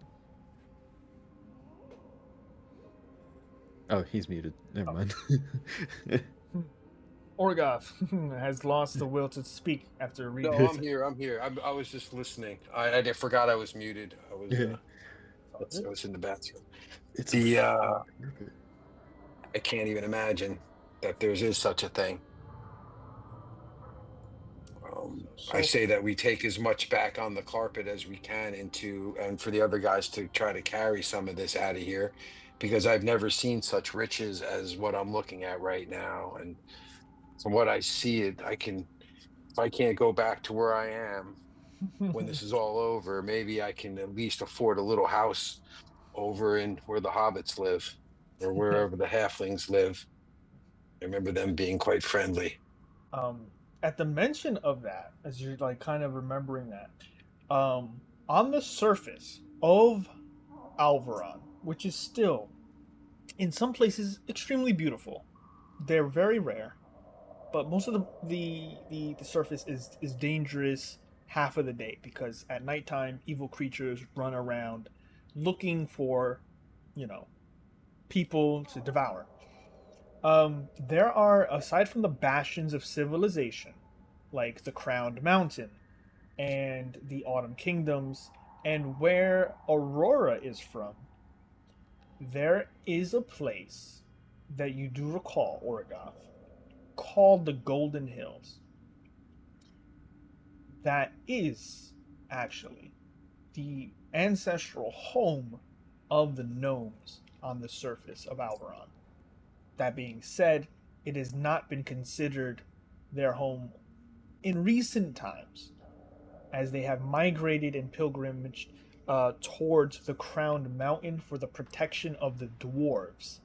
Some say a great danger has taken their home from them in very recent times, but it is something to note that the Golden Hills was mentioned in this book long ago, and only recently has been sort of become a not, I wouldn't say not safe place, but has been a sanctuary for the gnomes for potentially hundreds, if not 1,000 years. So I'm gonna be like, Orgoth, take the carpet, bring the others over. Okay. Be careful. This thing is amazing. Don't want to lose it. I'm not going to go too far. I have nowhere to go. Just going to go get the guys. Yeah. okay. And while he's doing that, I want to like take these books. And you said like we don't have enough time to just actually go through them, but I kind of want to like just grab the ones that I think or I feel are I think that we should take important, and just like kind of like just throw them in the bag. I'll bring everyone over so you don't have to go back and forth. Yeah. Yeah, I think we should. And I'm going to also collect my rope. Okay. You may start. You get onto the carpet, Orgoth, and it can hold your weight. Please remember the weight required. It's about 400 pounds. Yeah, So it between can. myself and Ray, that's tough. Yeah, it will take a couple trips, but you can have more things on the carpet. It will just dramatically lower its flying speed. But even then, it's still pushing the possibility that the carpet could go to 0. If the carpet speed ever goes to 0, it does fall. Right. Mind the acid is all I'm. Yeah. So, but yes, you guys can shepherd everyone across. As you do come, you see a lot of what I've said before. You see not a tremendous pile of treasure like you saw when it came to, um, when you recall, I was about to say Thordak, um, freaking Themberchaw's lair. But it is more gold than you've seen within your reach in probably many of your lives. So feel free to fill your pockets. Sakel, as you look through the books, they are all very old. Speaking of historical events that you've probably never really thought about. One talks about the culmination of primordial elements and how they can be used as crafting legendary artifacts. Um, but in the sense of the tome, it doesn't say legendary artifacts. It's just like we could use primordial elements to create magic items. But you're like, yeah, which would be a tremendous amount of power in today's standard, which would make it, oh dear God, like nuclear level, enchantments. But it's still something. Yeah, so you start pulling some books. There's something you do notice over the course of looking through this whole chamber. There is a sort of crystal slab that draws you because it's heavily enchanted. Find it. There we go. And it is this. Arcane Keystone. A flat, rectangular slab of veined crystal, about the size of a book, shot through with shifting motes of light that swim beneath its surface. The arcane keystone contains a concentrated charge of magical essence enough to power the crafting of a single magic item or restore the charge to one depleted item. When using in crafting of a magical item, it substitutes for any special material component worth up to 500 gold. Oh, that's cool. Yeah. You find 3 of them. Oh, 3 arcane keystones? Oh my god. Rules. Additionally, as you're starting to go through all this stuff, there is one potion of greater healing tucked onto one of the shelves. Oh.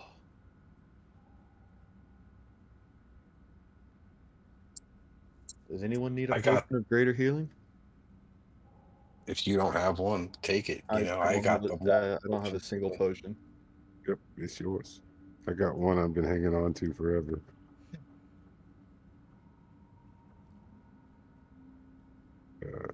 I will feel anything like else of interest on these benches and shelves and I'll take a pocket full of gold. Pocket's 50 gold. A bag is 200. Yeah, 200 it is. So anyone who would like to fill their bag, you can just add 200 gold, and that will not affect your weight. Anything over that, you will then have to just let me know where you're putting it, and that will be think of it as a droppable item in case of a chase. I do have a pouch that I could fill some more gold in there. I do have to admit I can carry up to 540 pounds, but I don't want that much on the magic carpet anyway. I'm only carrying 117 pounds, so technically I got a bunch of weight. But I don't want more than 200 gold anyway. Well, it's not just what you can carry. It's do you have extra? It's not like you've been grabbing extra bags per town, Yes. So my slots are full. Yeah, your slots are full. You need to get a bigger bag. Yeah.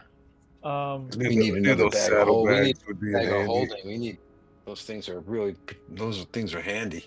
Yeah. Yeah. and then take one last look around for weapons, and then that would probably be me. Or Yeah. gear or whatever's on these benches. You find many different things. You find also there is a very heavy gemstone, hard to appraise. It is pretty large. Yeah, stat right there. Even from a jeweler's perspective, it's hard to just describe what it could be used for. As a tinkerer, Takel, and it's all this may be more advanced for you, but it is actually what you've been learning more about, and that is the art, the the creation of very powerful, pure gemstones to enchant very powerful sigils, not just runes, like sigils, like Yeah. for example, the door of the vault itself. Yeah. That's the size of a gemstone you would need to actually enchant that door. Okay. Additionally, looking at the carpet of flying, not only would it require one of those, if not more, of those expensive gemstones, it would require a lot of time. So that is a very useful item in the construction of like stationary like things. Like if they wanted to Yeah. enchant a vault door or very powerful traps. Like if you wanted to trap a corridor or a place. I could use that. I could definitely use that. Very heavy, I will say. So Okay. this you can take it into the bag of holding, but I would say at this point the bag of holding will be full with that okay. that gemstone. Okay.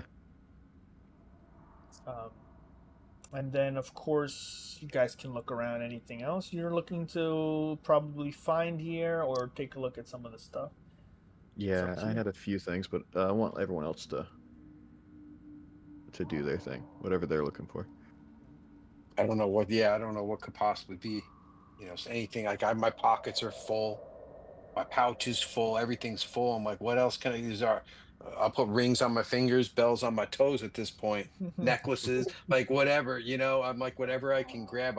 Orgoth's not a greedy person, but I we're do always kind of. scrounging for money, and it's always costing Tekel a gazillion dollars to do all of his things. Well, I picked up 2,000 gold from the chests. And you got the gem. Yeah. So. Well, that's good. That's a good start. I What want else we to. got? So I know Kreth just rolled investigation, so whatever he wants to do, and then I have just one or two more things. Kref, you look through all of the things around here and find a very obvious item that you've seen in shops before that was too expensive to purchase then, but it looks free for now. Oh.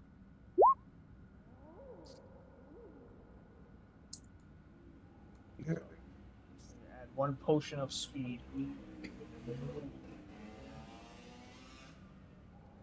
Ray, as you're looking around, you see a potion of speed, and then Kref takes it. It's too quick for you. My pockets are full. I'm a little slow.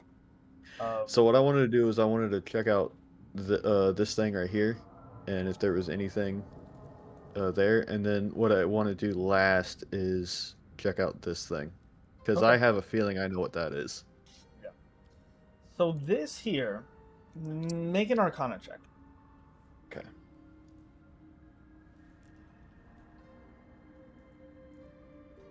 So it is a kind of mix between what could be considered like a sundial and something that measures time and stuff like that.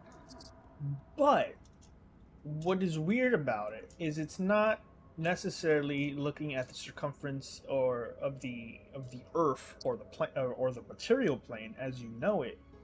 It is looking and counting down the timeline of the planes, and you see that it's not a rainbow necessarily on the bottom. This sort of design, it's actually of the different multiplanes that exist. You see the material plane, and you see the negative energy plane, and you see a truth to all the stories that wizards and arcanists believe in. Not just that there's a hell and a material plane, and sometimes demons come from the abyss. You see the multiple planes of the elements here. You see the astral sea. You see time as it tries to follow them all concurrently. Huh. That's interesting.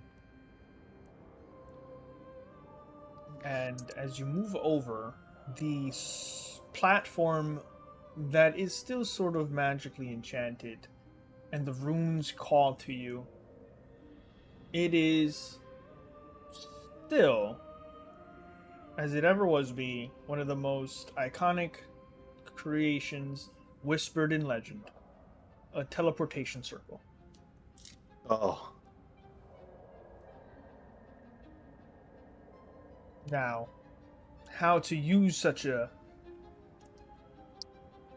creation is not only beyond you as an artificer, but is very advanced for most wizards. Potentially, this was built many centuries ago, when the deep gnomes here had a very powerful arcane presence, but that has dwindled, and their focus has been shifted to clockworks, artificing, and stuff like that. It's hard to say when the last time this was ever used, but it is still active. Interesting. Okay.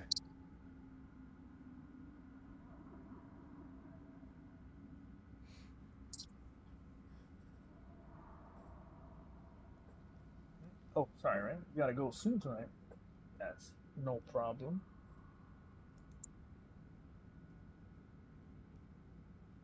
Keep No going. weapons of any kind here. Not that. No daggers or whatever. I didn't find anything.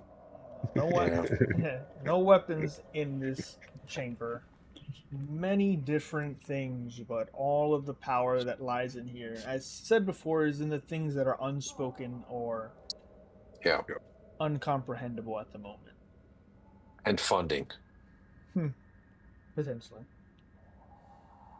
Can I grab a random book and open it? Well, I already grabbed all the important books off there and, and took them. All right. No, there's plenty of there's still There plenty. plenty, yeah. As you pull one off, Yeah. Ray, you see one that immediately kind of hits home.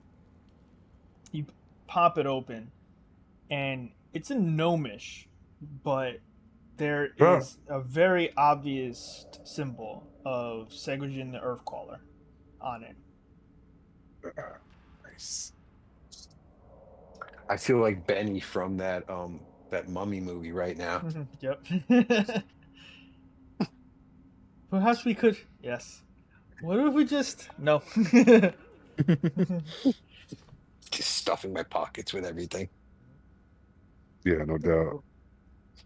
So I'm trying not to be greedy either.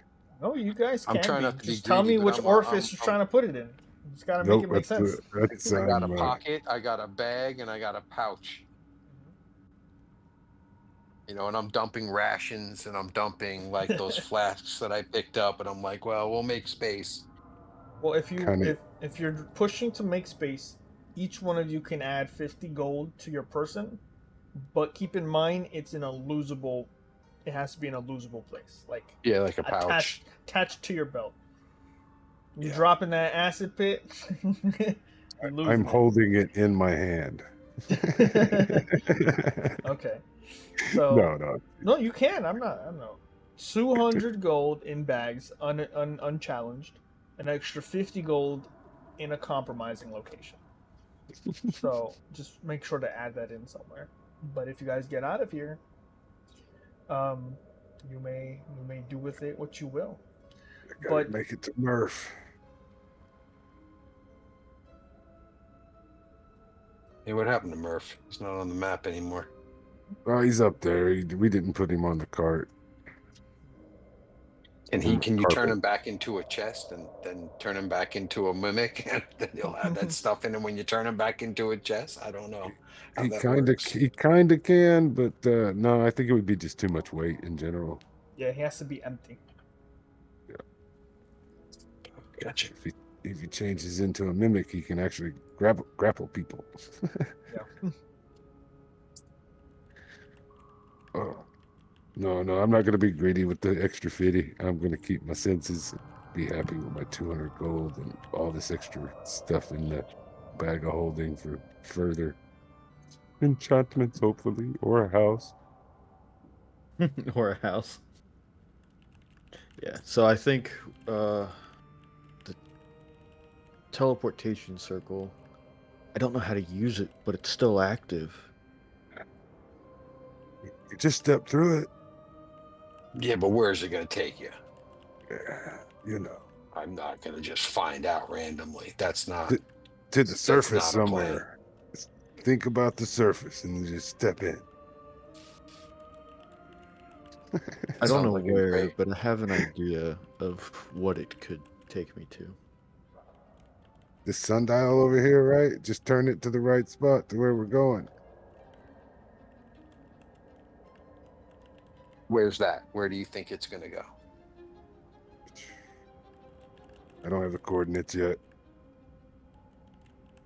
Oh, I'm asking to Cal. I think it's going to take us to the. So in the journal that we that I read about the last light of Blingdenstone, Mm-hmm. the lady Jinra. There's different people wanted to bury her in different places, but she was buried in a hidden tomb, and I think maybe it takes us to that hidden tomb. Maybe to take us to where you want to go. Got to be careful when we use it. Yeah, and there's no telling if we can come back or not.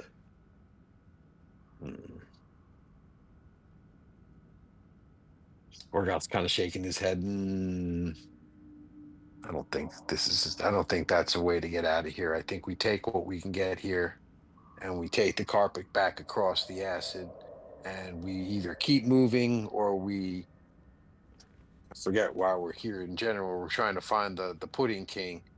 Yeah, stop him. So Yeah. so ultimately we can just keep moving on, or we can, rest here for a while, maybe, since we're in a secure location. Get your spell slots back, get everything back, wait for the dawn to come, You and then hear we can. I don't think we should loudly rest here. as you are all speaking a voice that pierces all walls, through all doors, and is So not a safe amplified place. across the entirety of the palace. You hear a voice, weak and frantic. The ritual of cleansing shall begin soon. Outsiders have plagued Blingdenstone and murdered one of our own. You hear it hiss against the deep stone. Activate the palace wards. Seal off all entrances. We have already their friends. When they come for them, we will destroy them and drag their broken bodies to me. Yes, soon. Bring them to your king. The ritual is about to begin. And the voice cuts out.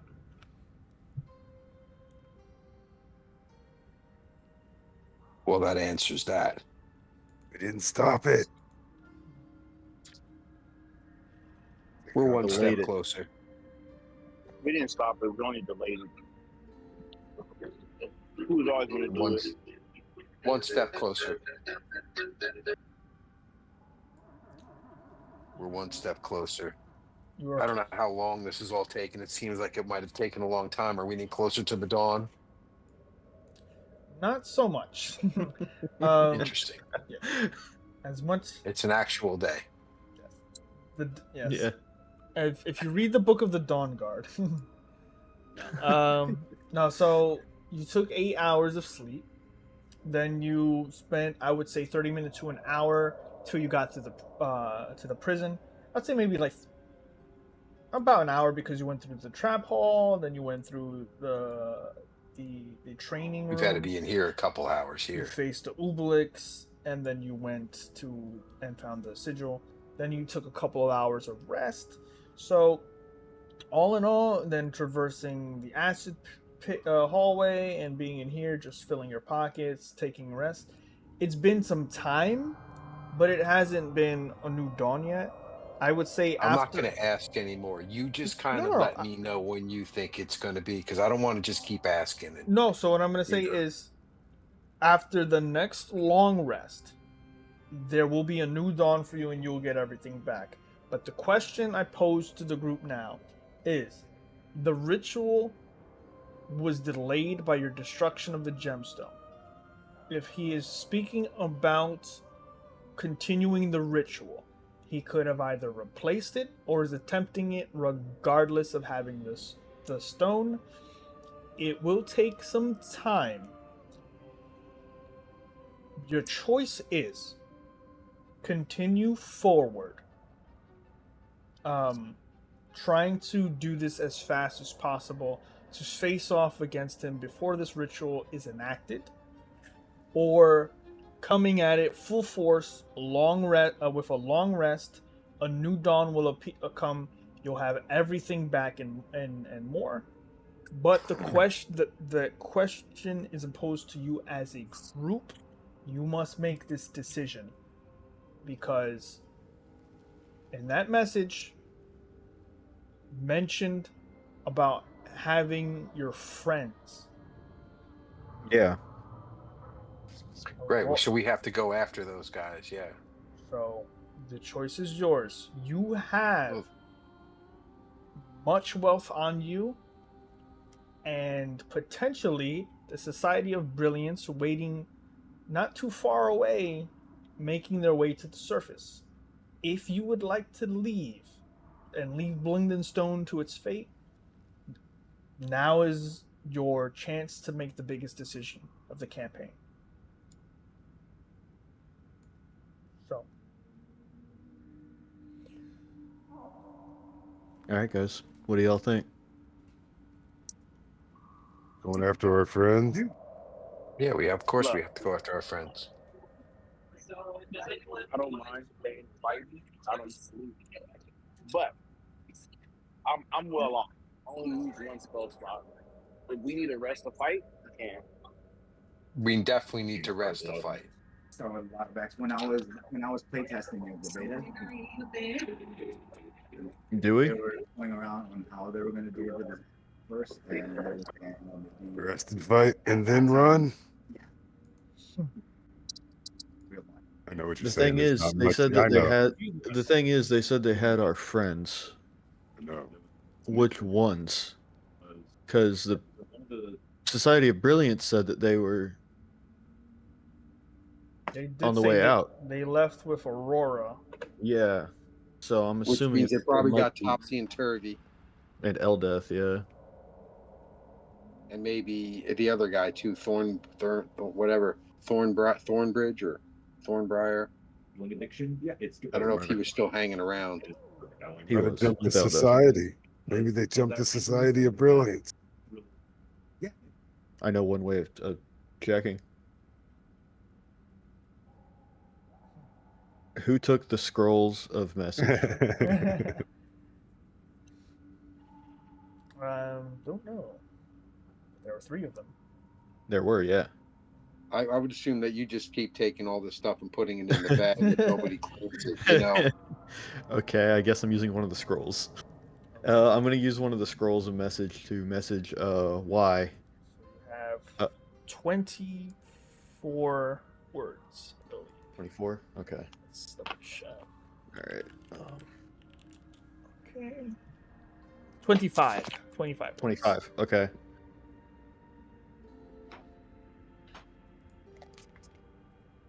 Hang on. I'll give you time if you want to write it down. Yeah, I'm writing it down right now, trying to. Yeah, don't burn spell slots like he did. No, yeah. Or like Jester. What are you doing? 9. Oh, we're trying to wrap it up here, Ray. Well,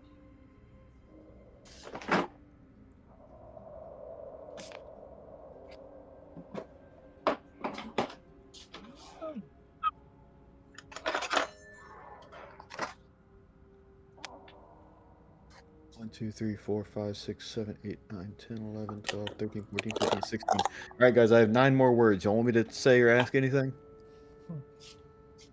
Do I see what your message is? It's just Pudding King says he took friends. Are you okay? Do you know where the others are? I got 9 more words.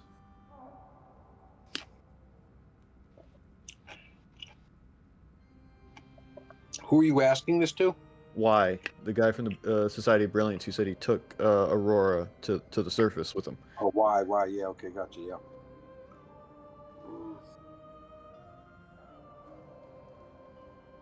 what's your Netflix password? Yeah. What is your SSN? Just.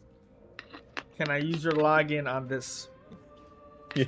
teleportation Do I get Wi-Fi using the teleportation circle? I can't think of any. Okay. Nobody else? Kreth, Ray, y'all got anything you want to ask, or is that it? No, I don't think I know anything to ask. No, it sounds good to me. Okay, Perfect. cool. So that's what I'm gonna ask him. I'm gonna ask him. Pudding King says he took friends. Are you okay? Do you know where the others are? You bring out the scroll, read it, and as you do, it burns and crumples at the weight of your words until it becomes nothing but smoke.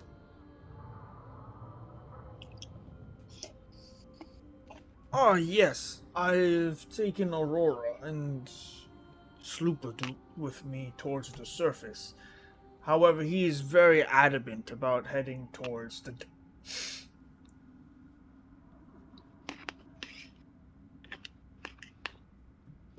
Sorry about that.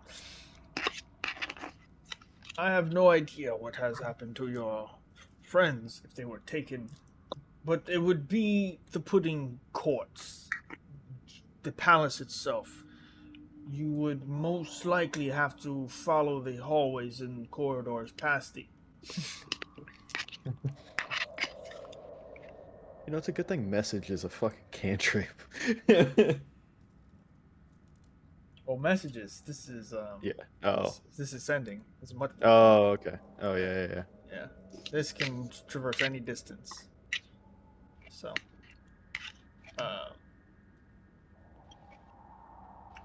Eventually, there's no immediate reply after that. By the way. Oh, yeah. There's a scroll of sending. Okay. Yeah. Well, you can send to him, but he's sending back and he's burning spell Yeah. slots. So. And he can answer the one I sent him. Yeah, that so. one was free. Yeah. So. You only had 5 third level spells. Yeah. That's fine. All right. So I know it's not Y, it's not it's Schloopadoop, and it's not Aurora that they have. So hearing that, it's probably Topsy Turvy and Eldeth. Get raided the Stone Hearth. I don't know about y'all, but I think we put Topsy and Turvy and Eldeth through enough, and I think we should probably save them. Yes, agreed here on Ray's end. They've been with us since the beginning. Yeah. I'm down to save them as well. Let's Yeah. get rid of this king so we can all go. All in? Now, are we going to rest and face the potential of the ritual going through, or are we going to just go after him? Well, so I have here's the thing. I have First no of all, lay on hands. I have no blessing, and I have nothing with the missile wand. Other than that, I'm ready to go. other than that, we still haven't checked up upstairs. Because I feel like there's still some stuff that we might have to look for upstairs before we even get to him. Agreed. So unless we're absolutely prepared that we want to rest right now, take the flying carpet up to upstairs. We're not upstairs, we're like, across the acid field. And then just head upstairs and see if we go from there. Because we might have to fight, another one of his stupid minions instead of just fighting directly him. Saying rest first. Rest first? All right. Is that what you're saying? I mean, we can rest first, but we don't know what's up in those. We don't know what's up in that staircase once we go up. It's up to you guys. I'm ready to go if you want. I mean, Oh, okay. Because there's only this part, right? You can disconnect. I'm pretty good. Full health, 2 rages. It's up to you guys on the rest end. Yeah. The only person that sort of really needs it is like Tekel and Orgod. yeah, I just used up all my lay on hands, so I have no healing. I don't All right. mind if y'all want to rest up. I don't care. So if we rest up, we have to go after the Prison King ASAP. We gotta make a beeline to him. Yeah. Because I don't know if the ritual even takes 6 hours. Yeah. We don't know, and we don't know if the ritual will fully work because of the fact that we destroyed that stone. But at the same time, it might work. We don't know. Last any longer than an hour. So We've already done that. So yeah. So it's really it's It's a whatever. I go. mean, we can rest. That's fine, and then try to risk it. Well, while you guys are still trying to digest, I won't leave you to a final answer. But what I will say is, if speed is what you wish, I will let you know that the upper floor is not another dungeon. Just to lay it out there for you guys. It's not another dungeon. It is another challenge for sure. It will be a skill challenge, much like the ones you have faced before with the Chamber of 1,000 Falls and the mall crossing you did, trying to get across that. That will be your race to get to the Pudding King. That is what you're looking at to continue. Whether you want to rest before that or I don't know if you would be able to do it after, but if you want to take a short and or long rest, that would be up to you. The challenge there will still be the same. The thing is how much time you give to the ritual to be attempted. You would already know, Tekel, that attempting a ritual without everything optimal is pushing it already, So most likely it's not going to be something quick, but it will still be something within his realm to accomplish if you were to take 8 hours. So all of this is possible. We don't even know what the ritual cleansing does. So with that being said, I'll let you guys sit on it because we'll end tonight's session there, and we will continue next week with your choice whether to rest or not as you head up to the upper floors to face off one way or another against the Pudding King. So yeah. Thank you guys for watching the stream. Hope you enjoyed the VOD if you're watching this on YouTube. This was a great session, everybody. Thank you. Right back at you. Thank you for joining. Thank you for especially Kref joining us from Anime Expo. Very good job. With that, I hope you guys enjoyed all the things you accomplished today, as well as figuring out how to get the vault door open. That was a challenge in itself and a worthy sacrifice, by the way. Yeah. So Definitely. I was speaking with other DMs about that. And they're like, why don't you just give them every magic item? I'm like, well, fuck you. Yeah. I was like, because I want to see if they'll do it. I was like, no risk, no reward. And they're like, I wouldn't. I was like, I don't think it's worth it to make them lose a magic item just to open a door vault. And I'm like, exactly. Not unless it's worth it. The one magic item, sacrificing the one magic item makes it worth it for everything that was in here. Oh yeah, hands down. I think so. Yeah. Hey, a freaking flying carpet, my guy. Bruh. It's crazy. As soon as I saw that, I was like, oh my god, we're Vox Machina. It's an item I've never thought I would put into a campaign, but I think of any of the campaigns that I have run in the moment, you know, in the ones we've done. I think of all of them, it makes sense here. Yeah, It's it's basically our own mode of transportation that we don't have to rely on anybody else for, except potentially, for ourselves. yeah, potentially. It solves a lot of the weaknesses you guys have as well. And of all the places it could be, there are not there. I cannot think of a single place out of Menzo Brandon that you would find one. Yeah. If Yeah. the level of high end magic items that you guys would find that would be at this level would have to be in the only place that has never really been, like, that has been literally looting and destroying every other settlement in its wake, you know, the Drow. So which is why defending this vault was of such great importance, because the information on how to create clockworks was potentially still in here, even though the library was burned.